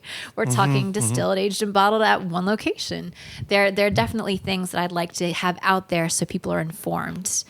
But yes, I think regionality is huge. I think flavor is so important, and that's just tied right together. So I'm excited for people to realize, I think it seems strange to have Virginia Distillery Company as the name of a company because it can be a little generic to hear, well, it's one whole state. But part of the reasoning behind that could be seen as, well, that's the first big impact on what the distillate is. The maturation environment is so big, but also, all the things along the way where it's being made that contribute to what it is. Yeah, no, I think it makes perfect sense. And you and I have talked today about farm to table dining and how that's so interesting to diners, to consumers, people who go to restaurants. But I also see the same thing in drinkers. And yes, here we are sipping on alcohol, and it's great and it makes us feel wonderful. But we also want to know who made it and why did they make it in that particular way and what was guiding their ethos. And to have American single malt as a recognizable category will be wonderful. But I agree with you. I want to go to Texas, and we've got good friends at Balcones, and I want to go to Seattle, and we've got good friends at Westland and Copperworks. And I want to come just down the road to Livingston, Virginia. Right. One stoplight town. Right. I think of you as just outside Charlottesville, but the address is Livingston. And so I want to come down the road and see my friends here and see how that category is building, and then seeing new distillers come online and what they do with their story in their place. It's really wonderful and really exciting. two very quick things. Actually, three very quick things. Returning to Cask 666, which has sat in our glasses now for maybe 10 or 15 or 20 minutes, maybe longer. I've got this wonderful toffee apple note going on. I've got that dryness, but it's a sherry dryness. There's a spiciness. And as I've been sitting here with this new make spirit beside me, and you've talked dried apricot and you've talked chocolate, I am seeing the distillery character running through Cask 666. And I was just curious if there was more you wanted to add to 666 as we revisit it. I'm also struck by those notes along with baked apple. I think that is just one of our core things too. And brown sugar on the nose. I'm loving the finish because it's almost molasses right there. It's treacly, I guess. And it's just that level of decadence that makes me know, okay, it has substance behind it. And yeah, the more I drink it, there is the citrus note lurking underneath. Good. That's, we always talk about there are notes that will just simply lead you, but then there are notes that you discover. And that citrus, you're not just going to go put it to your nose or put it to your mouth and get citrus. I love you adding that in. Are you getting the citrus on the nose or on the palate? Where are you experiencing that? It's fainter on the nose. It's almost a lemon peel there, and it doesn't come immediately. It's something I had to work for a little bit. But then on the palate, it's there almost with a chocolate edge right before that treacle comes through on the finish. Wonderful, wonderful. Well, we are deeply honored that this is the first single cask nation cask from Virginia Distillery Company. And we are excited for what the future holds with our spirit of collaboration and just our friendly, geeky hanging out together and see what comes from that. With that said, on your mash bill, just as we've been sitting talking about, I keep hearing chocolate, chocolate, chocolate. And it's something that we get with our friends at Westland. Do you have chocolate malt in your mash bill? We actually don't. Isn't that funny? No chocolate malt. Wow. Do you have a sense of where that chocolatiness is coming from? Where's it entering into the process?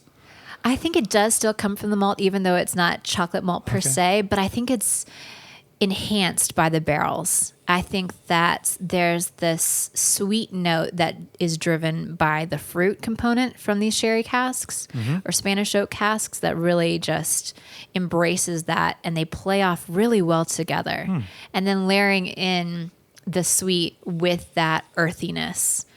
I love that because you don't want anything one note, like I've said before, and the earthiness driving with that bright citrus just hiding out. It's like it's firing on all cylinders. Oh, earthiness driving citrus is, that's a high moment for me. Wonderful, wonderful. Thank you ever so much. We always get out of here on one final question, and I think you could honestly spend about 2 hours answering this question, but if you can keep it to a few minutes, what are you most excited about as you embark upon the next few months, 6 months, 12 months of your time with Virginia Distillery Company? I think I've been wanting to do single casks for a long time. I think whether it's cask strength or not, there's this exciting moment where you really get to see whiskey the way the blenders do. And when I've been working on products for the past few years, I keep thinking, oh, this is so good. I need people to have this moment with me. Like, I just want to grab somebody that I love and be like, right here with me, hang out in the cask house. That's what today has been, sharing what I love and what I see. And of course, I love the process of blending different barrels together and vatting them appropriately and getting them to this beautiful spot. But sometimes it's so good, I want people to be transported to the cask house with me. And so this opportunity to get people to see how good it is, I'm ecstatic about it. And I've been waiting for this. So tying that into the recognition and growth of American single malt, I'm grateful for people like you who are sharing this education and passion, because single malt is a beautiful whiskey. It's my first love. yeah. And being able to put America on the map and say, we can do this and we can do it well, that is my dream. That is all I want. Well, and for us, and that's what I was alluding to earlier when I was talking about, quote unquote interview. This is just chatting. I feel like I'm hanging out with a fellow geek, and my time in the Cask House was amazing, and I'll be back. Question, because we've got such a global listenership and global supporters, what does distribution look like for Virginia Distillery Company in America? And then how does it look like in Europe? And then do you have other markets beyond that? Right now, we are just in the United States. We're hoping that over the next few years, we'll be able to grow beyond that.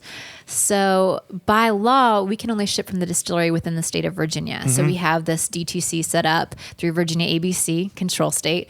But we've partnered with Mash and Grape, so we can ship to 40 plus states through our website, vadistillery.com. And then we're now in 32 plus states, I believe. We're growing. We just got into Texas and California, which is really exciting. Yeah. A couple of populous states. Yeah, I like them. And it's exciting to see just more accounts picking us up there, liquor stores. So I'm very excited. We have a whiskey finder on our website, so you can just type in the zip code or the city or the state and find the stores that have our whiskey near you. Oh, very cool. I know that listeners of the podcast, members of the nation, are very supportive of us, obviously, but also those that we speak to, enjoy time with.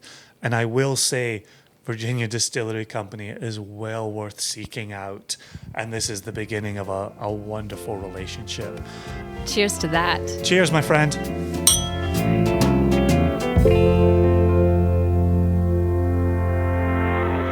What was so nice about listening back to this interview? Mm-hmm. And firstly, I've got to say it was wonderful. Just hearing the conversation. And that little surprise at the end that we've been wanting to shout to the world, and just hearing Amanda, she was just awesome. But what was so nice about it was I was slowly sipping on my sample of Cask 666, mm-hmm. and I remember when we first got the sample, and I'd met the person who was with Virginia Distillery Company at the time. She used to live in the next town over, and mm-hmm. And so we met in person, and she handed me the sample, and I remember seeing the color and being so excited about it. And then when we poured it together and nosed it and tasted it, all I can think is this is as good as any 12 to 15-year-old Glenfarclas heavily sherried malt Speyside / Highland whiskey. Like, close your eyes and you're transported there. How this American producer can replicate a style so well, and it's not as if it's a facsimile. This is truly their wonderful and delicious spirit. Exactly. But they were able to capture a particular style so well that I don't even know how to say it. Like, I felt transported to Speyside, but I also felt, listening to her voice, transported down south. Like, it's this wonderful marriage of Virginia and Speyside, which just is wonderful. Well, what I liked was the recounting of Jim Swan saying, you're a tropical climate. So let's think about what that means for spirit and maturation. And as much as you heard there, he wasn't in charge of spirit at Virginia Distillery Company, but it was taking that spirit. How do you make it mature as well as possible in this warm, summer, humid climate that then gets really cold in the winter? And so how do you dance that dance?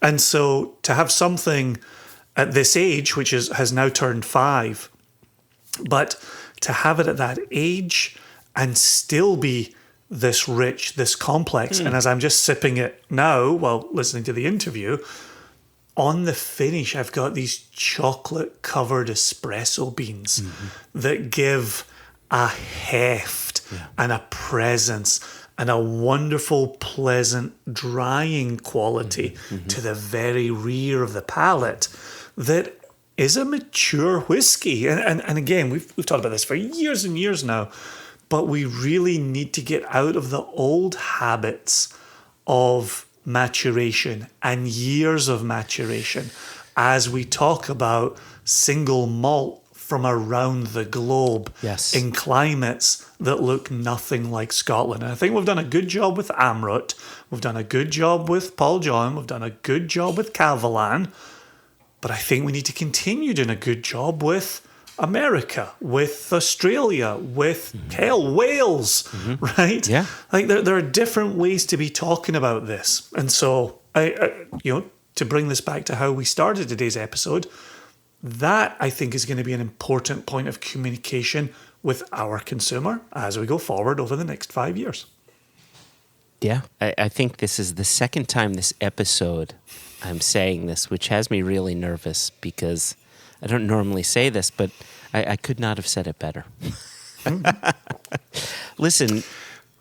Let me say one more thing. Okay, go ahead.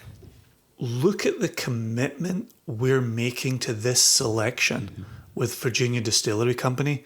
We're putting out a butt of 5-year-old Virginia single malt from an incredibly expressive Spanish oak butt. There are going to be a lot of bottles to go around here.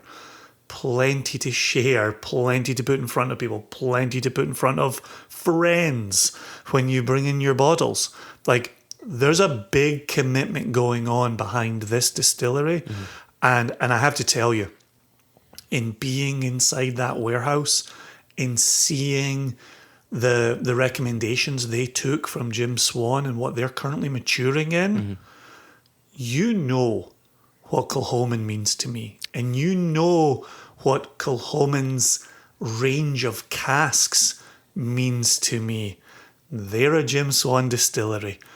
I am beside myself with where Virginia Distillery Company's casks are already and will go in the future.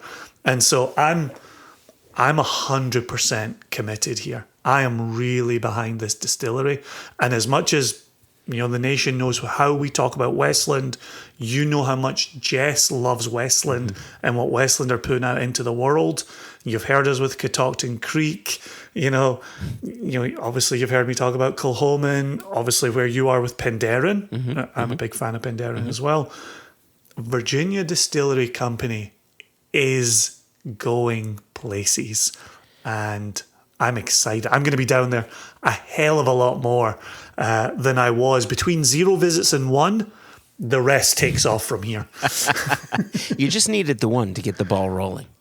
Right? That's exactly correct. But, right, so you really took the words out of my mouth. The fact that we're jumping into this with a full sherry butt that's likely to have 500 plus bottles in it,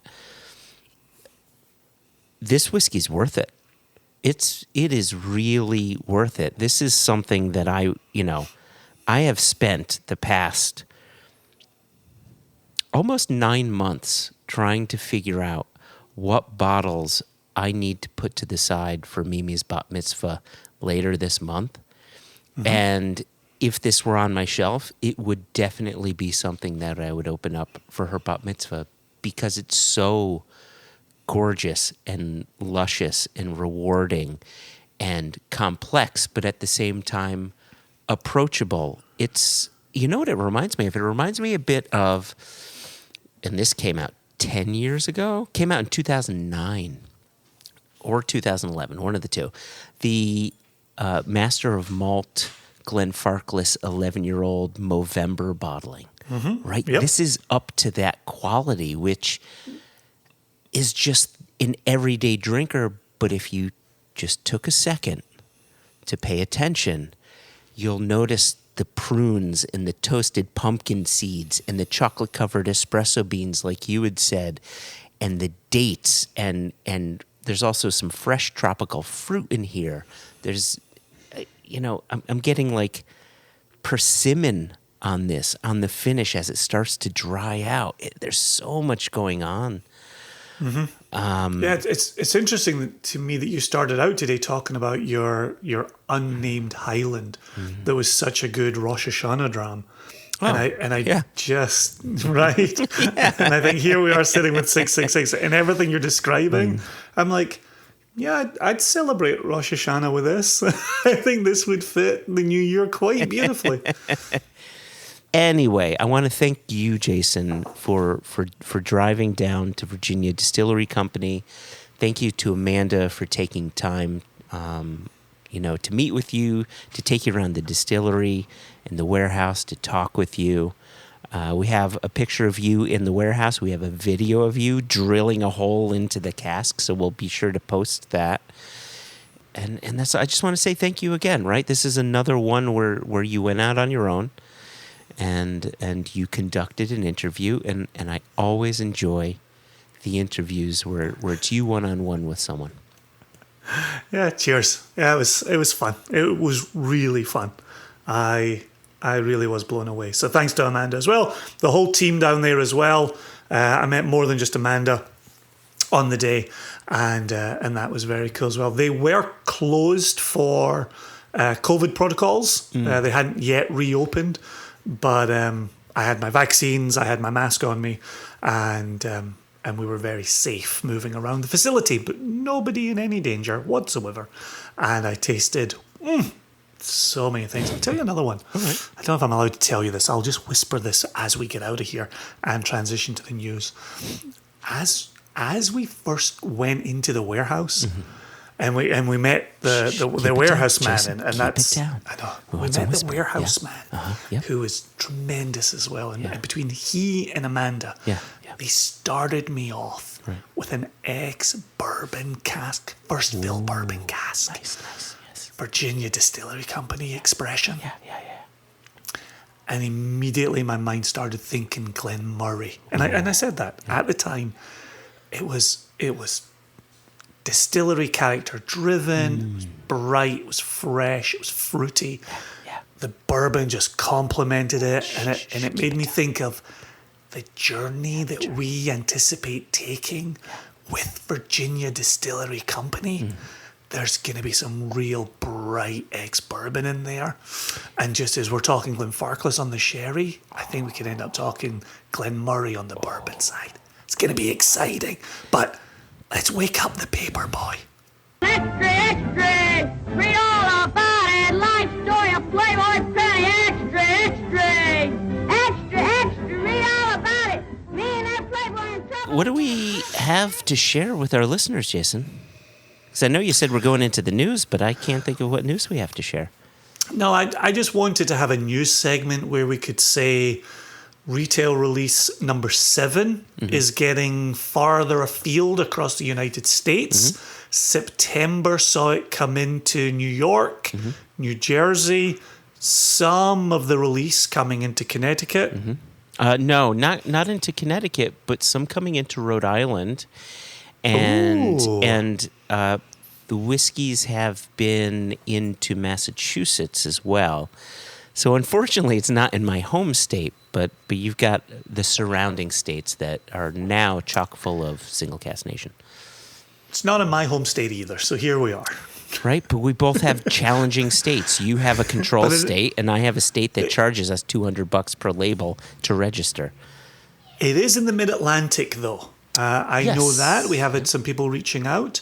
It's not quite an email segment, but I will say, because perhaps we haven't said this before or haven't said this much, there is a distributor exclusive milk and honey in the Mid-Atlantic. Can I pause you there? Because we did something that wasn't very smart, and that not very smart thing was when we got from our bottling hall the number of cases that were produced from that cask, and all of those cases we imported to the U.S.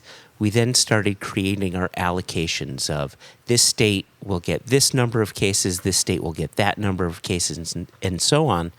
but we forgot to save a bottle or two for you and me. And so I needed to get a milk and honey. And I wasn't looking for the Prestige LeDroit one, which was for the Mid-Atlantic. But I did find a shop that had a milk and honey. But I wasn't thinking the distillery exclusive one, so I bought it from that shop down in the Mid-Atlantic. And I was sent the Prestige LeDroit one, the one that I wasn't looking for. I was looking for the national release one.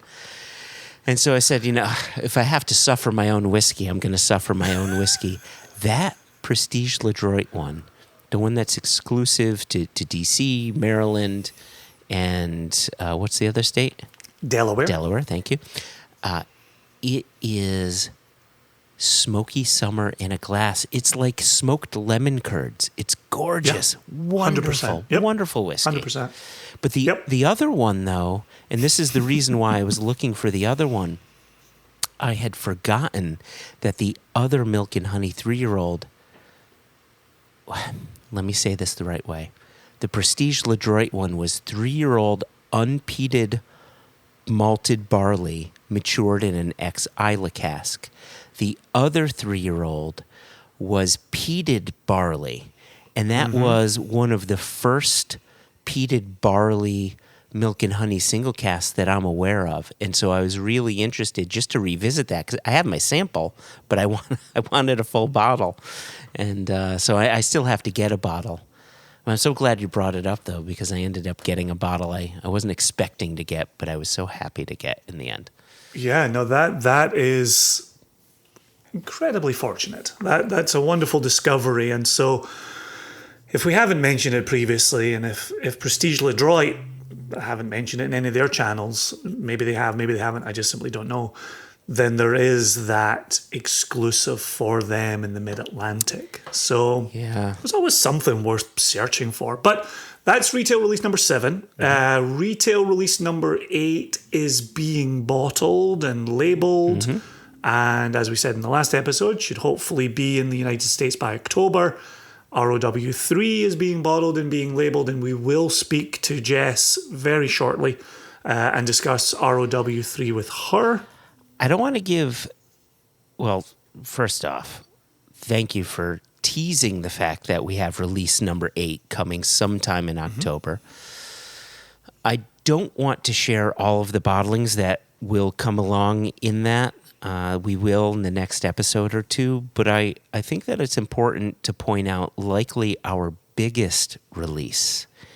Because this one, even though it's a Single Cask Nation release, it's a second Water of Life film collaboration. Hugely important, yep. Right, hugely important.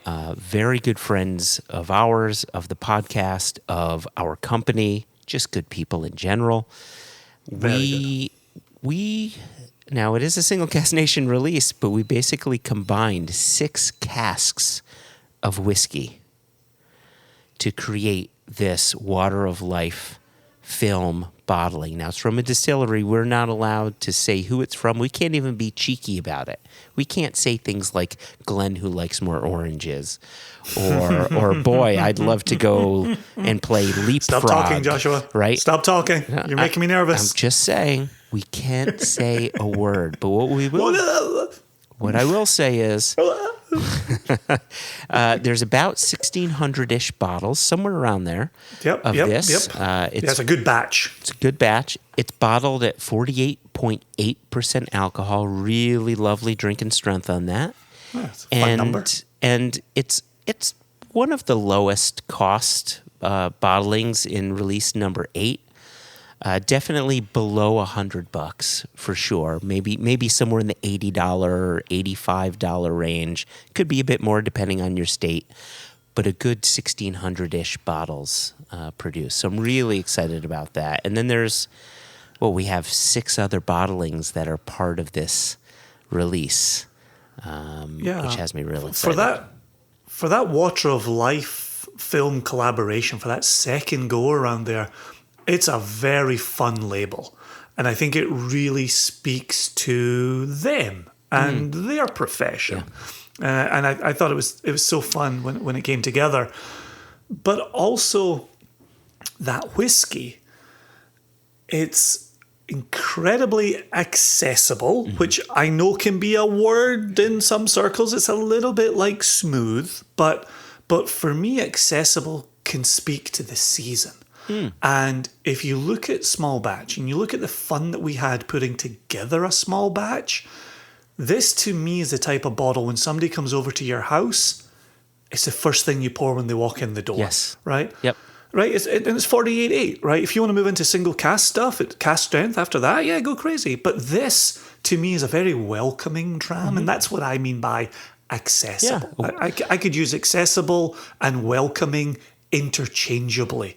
But it also speaks to the relationship, right? And that accessible, welcoming relationship that we have with Greg and Trevor and Alphonse and the team at Water of Life. And I love that being reflected in liquid. What do we keep saying? I know we said it not too long ago. Whiskey is community. Whiskey is friends. Whiskey is friendship. Yeah. And even when we're selling something via lottery, there's a checkbox that says, I won't flip it, I will open it, I'll share it with family and friends.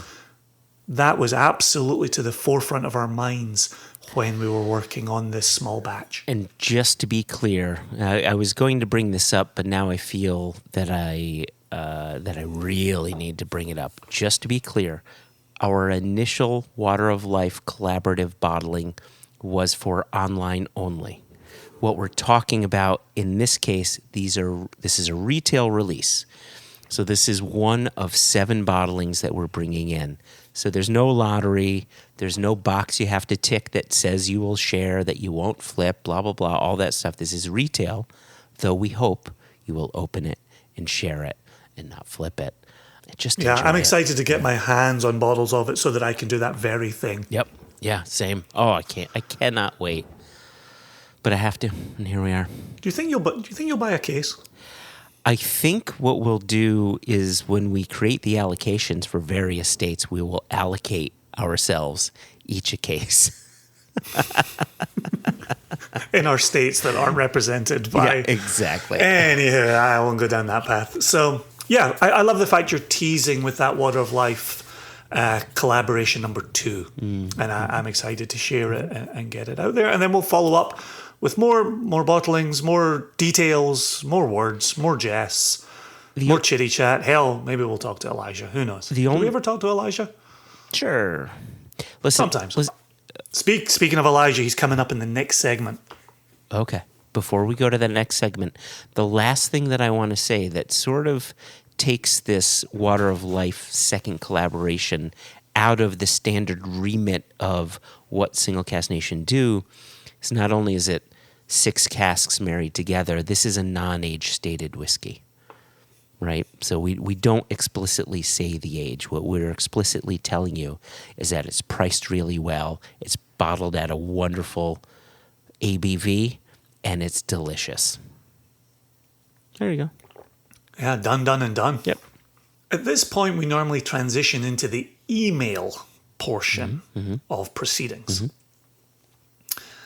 And sometimes people Instagram message us. Oh. And sometimes people Facebook message us. And sometimes people just tie a note to the leg of a racing pigeon. More correctly stated, it's a homing pigeon, but that's by the by. I like the idea of a racing pigeon. Me too. I love the immediacy of it, the emergency status of it. But in this instance, we got a string of text messages from our very own Elijah Amon. And the reason that I'm bringing this up at the start of this segment is I felt personally attacked. And so I want to share that personal attack with our dear listeners. Okay.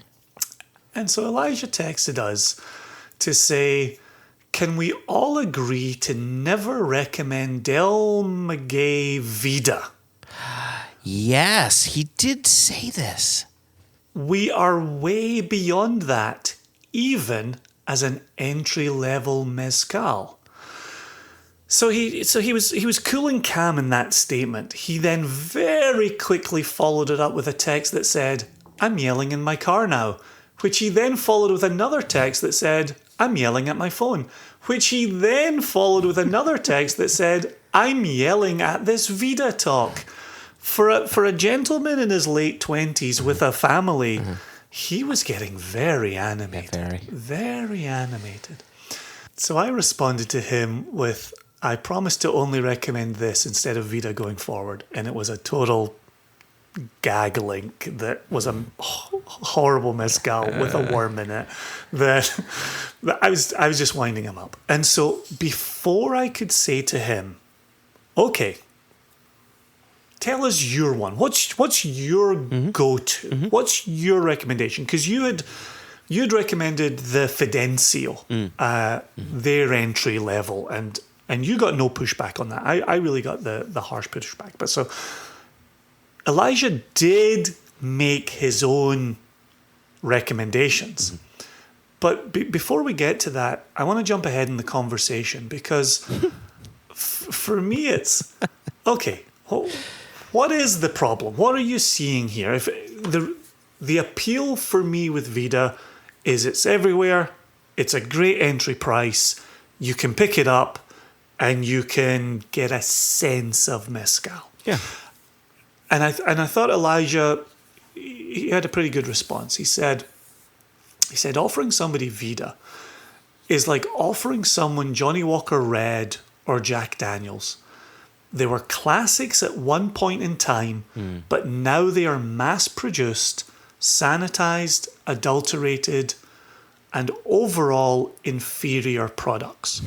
Now, he's a young man, right? There's a hint of youth. And this was a private conversation that wasn't intended to be shared on the podcast. So he spoke a little bit off the cuff. I think he would clean up some of those words if we invited him onto the podcast to discuss it. But I think the thrust of it is such. The thrust or the othrusk?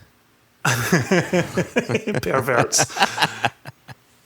The thrust of this is there are those products that are baseline. And if you were looking to get into them back in the day, they would have been your delivery point. Yeah. But the day has moved along and there are other things that you can offer up. So I'm not even sure how to pronounce the first one here, but he makes 5 recommendations. One of which is Real Minero, which you and I have talked about on the podcast. He recommends their Espadin. He talks about Re Campero, Jabalí, or Espadin. You and I, even in that conversation, talked about Re Campero, right? He mentions Oaxaca, Madre Quiche, or Espadin, right? Yep. And Oaxaca, we know, we haven't talked about them very much. Tosba, Espadin, which is one I've seen. I have not had Tosba. I haven't had that one yet either. Okay, right.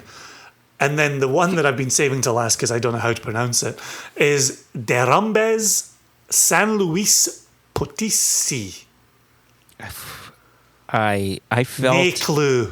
No clue. I felt that I was in Oaxaca when you said that. I know that you were lying to my very face. Thought I was with a native Oaxacan. I know you're lying to my face. So there you go. So I also know that Elijah, since our podcast, has reached out to James Foster to A, make other recommendations, and B, send him samples. So here's the thing that I don't know if we've really... I know we did the episode where Elijah sent out the blind samples and we had an amazing time sharing mezcal together. Elijah is a mezcal evangelist who at all times says, I really don't know anything about this category. And it's just not true. It's just patently false. Like, I love the modesty of it, but he really believes in this category and he really wants people being introduced to the very best that this category has to offer. Hence him getting a wee bit animated in his car while listening to the last episode, and why I felt the need to bring him back into this episode so that he could speak directly to what especially I was saying in that last episode. Yeah, I've purchased my fair share of bottles of Vida, and they've all been fine mezcals, right? There's nothing wrong with them. Would that be my one to suggest, right? You always suggest it. I don't always suggest it. It's not a go-to for me, but I understand why you say that. It's meant to be an entry point. And I think it sits comfortably as an entry point. I don't think it's necessarily fair to compare it to the Johnny Walker Red of mezcals. However, I would argue that Johnny Walker Red, even modern Johnny Red, can be an entry point for some people. Just because we don't love it doesn't necessarily mean it's a bad product that can't bring, right? It's a door into the category. Going back to our conversation with Robin Robinson, everybody finds their door into it. Is it a door? Is it a window? How do you get into this? It's a doorway. Well, and another aspect for me is you're sitting in America, I'm sitting in America, and Elijah's sitting in America. And to be honest, so is James Foster. But not everybody listening to this wanting to get into mezcal is sitting in America. And Jess added to the conversation saying none of those recommendations by Elijah are available in the United Kingdom. Mm-hmm. And then she added, Vida is fancy here. And I had a conversation, I mentioned this in the podcast previously. That, I had a conversation in a cocktail bar in Glasgow where Vida was £70 a bottle for them to bring into their bar. And so, yes, we can have this deep, nerdy, evangelizing conversation about entry-level mezcals when we sit here in America. If you're trying to get into this around the world, Vida is your Johnny Red. It is still present. It's still something that will introduce you to a category.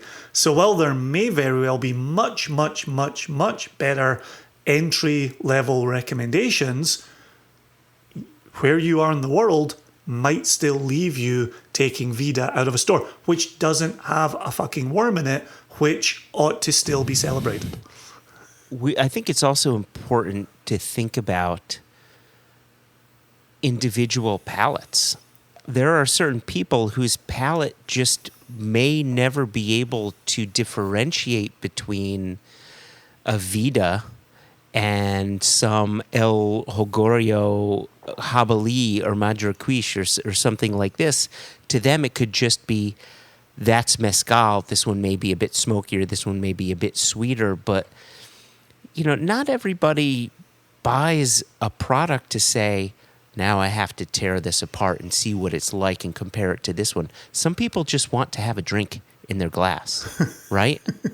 And I think Jess's point is a good one about, hey, not everybody's in America. Think about our friends in Australia, right? We've got a really big listenership from Australia, in the UK and South Africa, and typically you're not going to find these fancy schmancy mezcals there because they're all being brought into the U.S. So, if I could give Elijah one takeaway here, I think Elijah's message is be authentic, and regardless of your marketplace, be as authentic as possible. Yep. And don't settle for anything that seems to be less than authentic.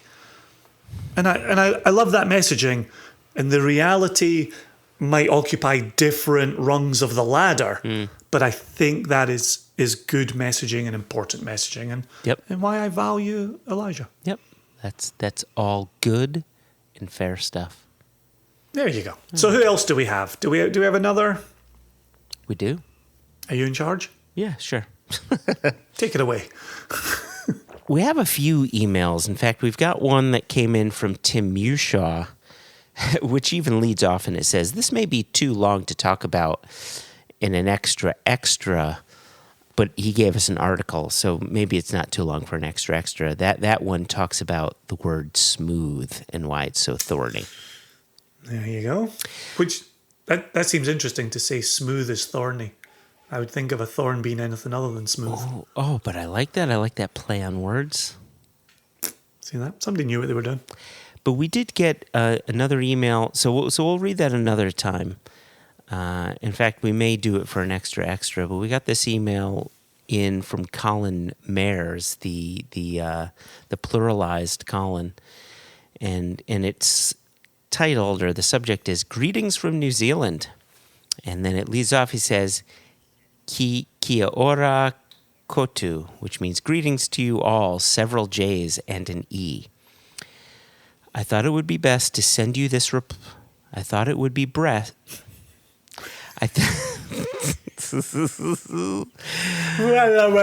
are words? What are words? Red, yellow, leather. Just sound it out on a cork, old chap. Red, Just yellow, sound it out on a blue, cork. green, orange, purple, chartreuse.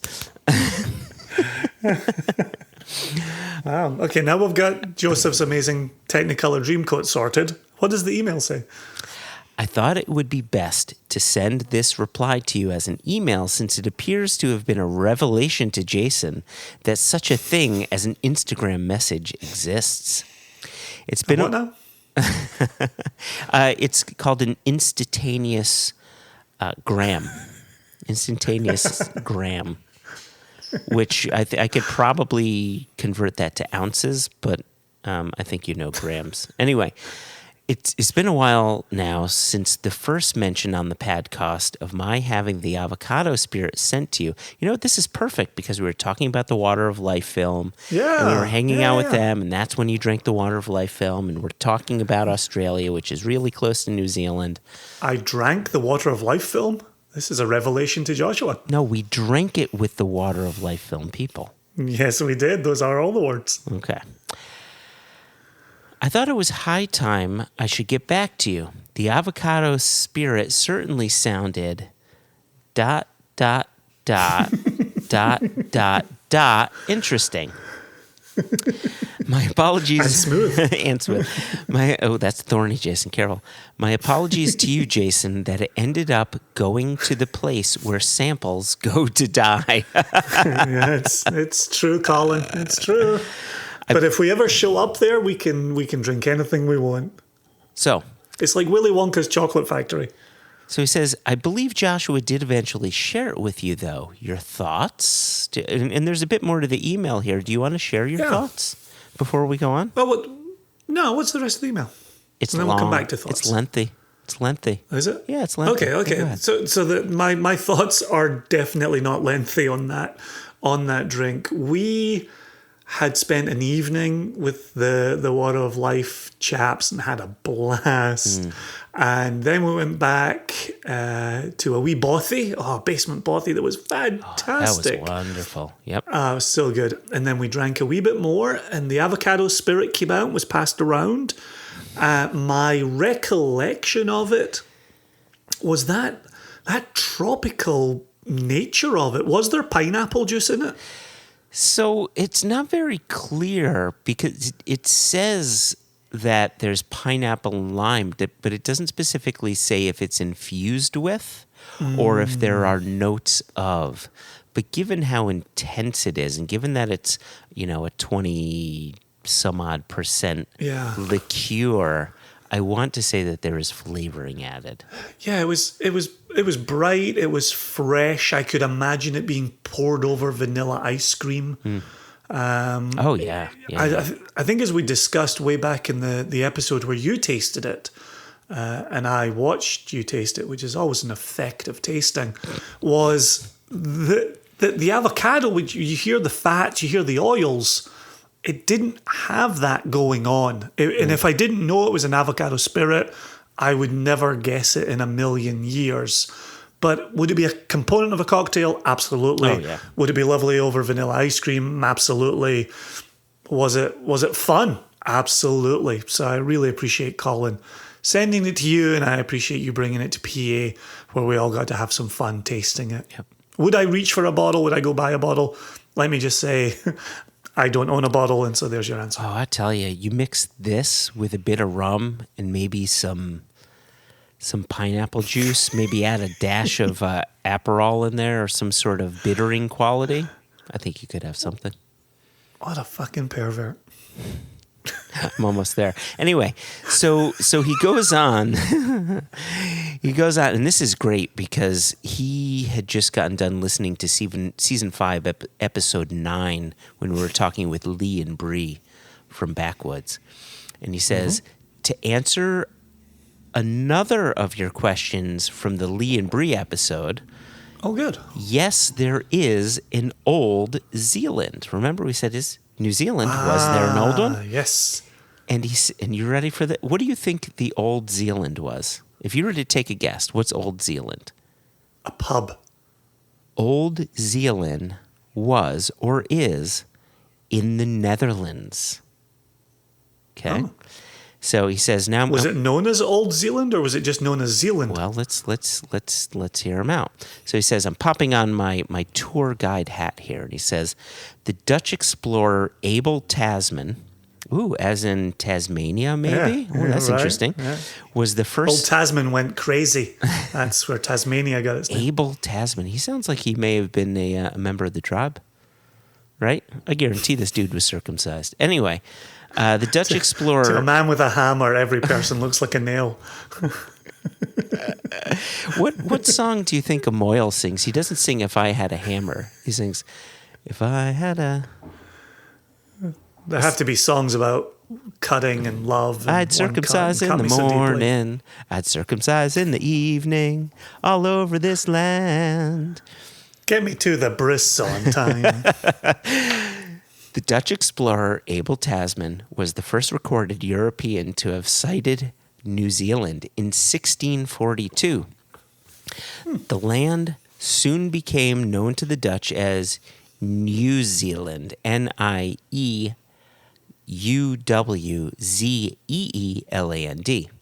after the maritime province of Zeeland in the southwest of the Netherlands. The name Zealand literally translates to English as Sealand. Zealand?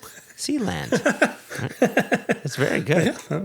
Yeah, checks out. Yeah. That tracks. In addition, this is so great because he's not asking a question here. He's giving us answers. And I'm loving it. I really like this.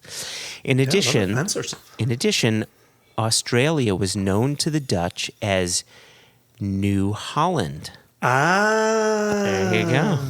Of course, Holland being much more well-known former province, now a region on the west coast of the Netherlands, a strong British influence from the whalers and the sealers, and Captain Cook onward soon anglicized the name to New Zealand. The other commonly used name for this land is... I'm going to spell it for you, and you can try to. All right, I want to hear how you think it's pronounced. AOT, the number 7. No, I'm joking. AOTEAROA. Oh yeah. That's clearly old Eritrea. Yep, I remember that from my school days. So AOT.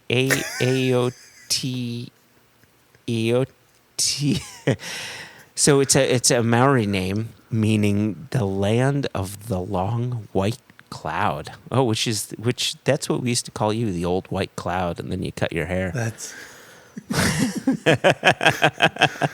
Can I just interject very quickly? My 11-year-old saw me get out of the shower today and towel off, and he said, "You are so white." And I was like, "Yeah, you're looking at Scottish skin, my dude." Yeah, I really am white. I don't know why people are still surprised by this. Carry on. And so then he goes on and he says, it was great to hear Connell and Alex on your recent Adelphi Art American episode, both good friends and friends of the New Zealand whiskey scene. So as Connell mentioned, Whiskey Galore's Dramfest is going ahead in Christchurch on the 26th and 27th of February, 2022. We don't know yet if distillery representatives from Scotland or elsewhere will be allowed to attend.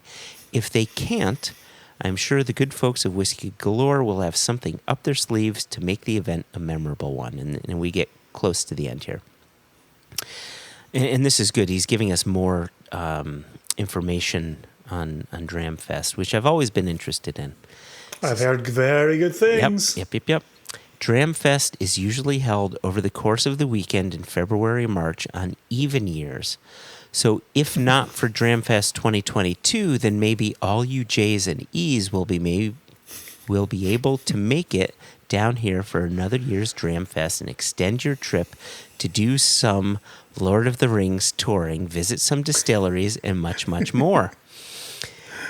By the way, a New Zealand distilleries Padcast episode would be great to hear. Be great to hear. Nick Ravenhall touched on some of them and raved about his visit to Wahiki whiskey. Perhaps Wahiki, Cadrona, Thompson's, or one of the other whiskey producers of New Zealand would be up for joining you on the air. And then he closes off. He says, oh, this is so good. Slàinte the New, Thenoo.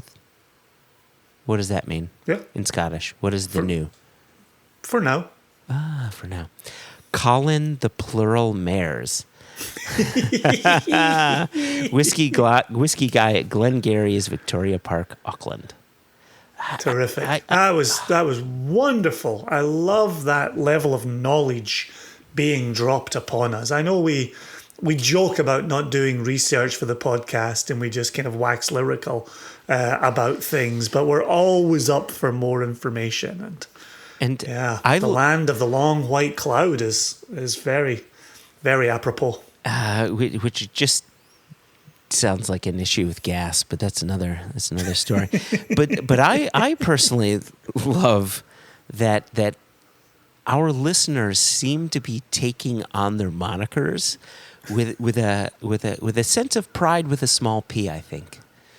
Right? Well, Andrew Miller, the champagne of beers, is all over that one. Champagne so that's of people. good. And Seabass, Chris Sebastian has adopted Seabass, so that makes me happy as well. Yeah. There you go. And there are more. So many more. So Colin, the pluralized mares. Thank you so much for writing in. What a joy to get that, and a good bit of education. And I love not having to answer a question. Instead, we just got an answer. That was just, I didn't have to think. I just had to learn. I like that. Yeah, we're definitely on board with his idea, getting more Australian, New Zealand producers on the show. We definitely want to be talking more. As we've said numerous times, we want to get down there. We want to meet people face to face. Colin of the Plural Mares is definitely on that list. Getting off to distilleries. It's all there. If only this fucking pandemic would just fuck the fuck off. We could go back to living our normal lives again, which would have us out and about and seeing wonderful people. I anticipate that day happening at some point in the future. It's just not yet. Yeah, I think the official phrase that you say to this pandemic is just get to, right? Get to. Oh, I wish it would get to. There's no doubt about it.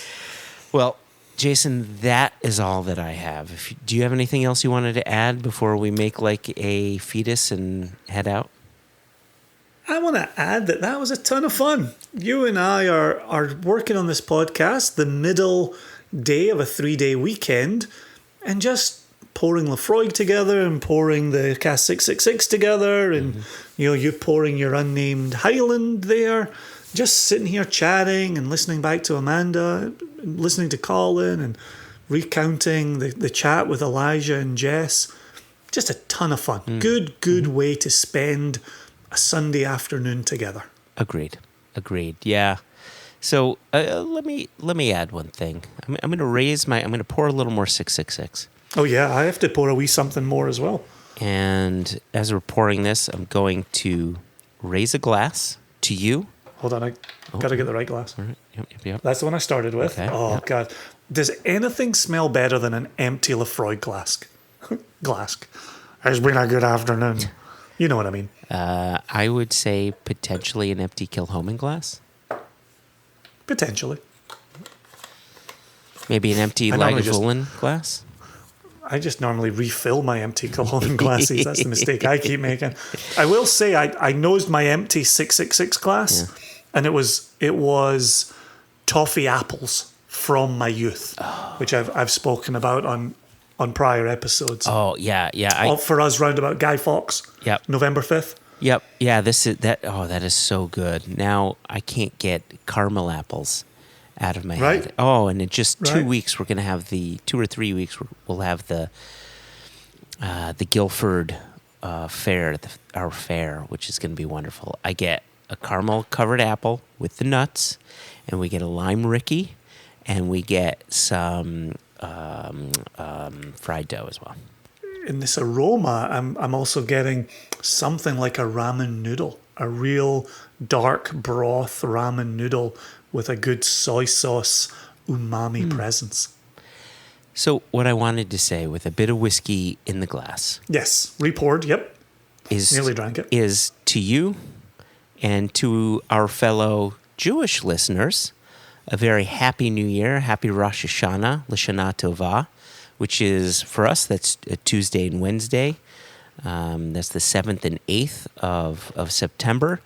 And to all of our non-Jewish listeners, I wish you a convivial September 7th and 8th, and hope that you're just spending your days with good friends, with good family, with good things in your glass.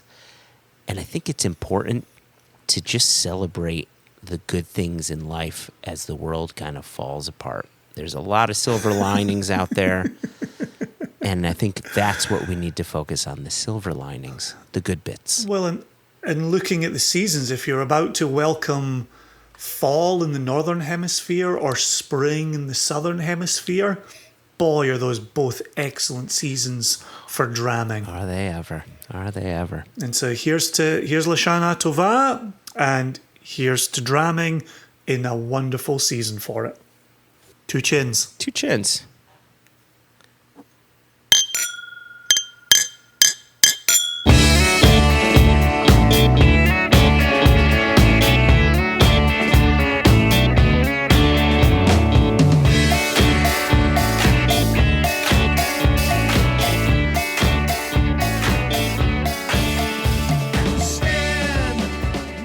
So with 666 in mind, I want to see if you and I can do this from memory. Do you know what I'm about to do? No. A little Iron Maiden. Just the part before the song starts. I was never an Iron Maiden fan. Come on, woe to you, O earth and sea, for the devil sends his beast with wrath. No, woe to you, O earth and sea. Fuck, I forgot it. And then he goes, Well, thanks for that, Dad. then he says, for the devil sends his beast with wrath, because he knows the time is short. Let he who hath understanding reckon the number of the beast, for it is a human number. Its number is 666. It's interesting to me that Bruce Dickinson was such a huge Monty Python fan, because as you recited that, felt like I was in a sketch from Monty Python. That's all sounded Python to me. What's the drummer's name? Something McBrain. Nico, that's his name, Nico McBrain. So I'm watching him, and he's got just a right Cockney accent. So then my dad told me, oh, all right, son, you're going to play the drums. And he was like just every Cockney Python character there was.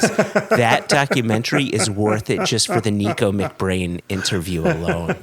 Wonderful to anybody who's interested in music. And Monty Python and Iron Maiden. So anyway,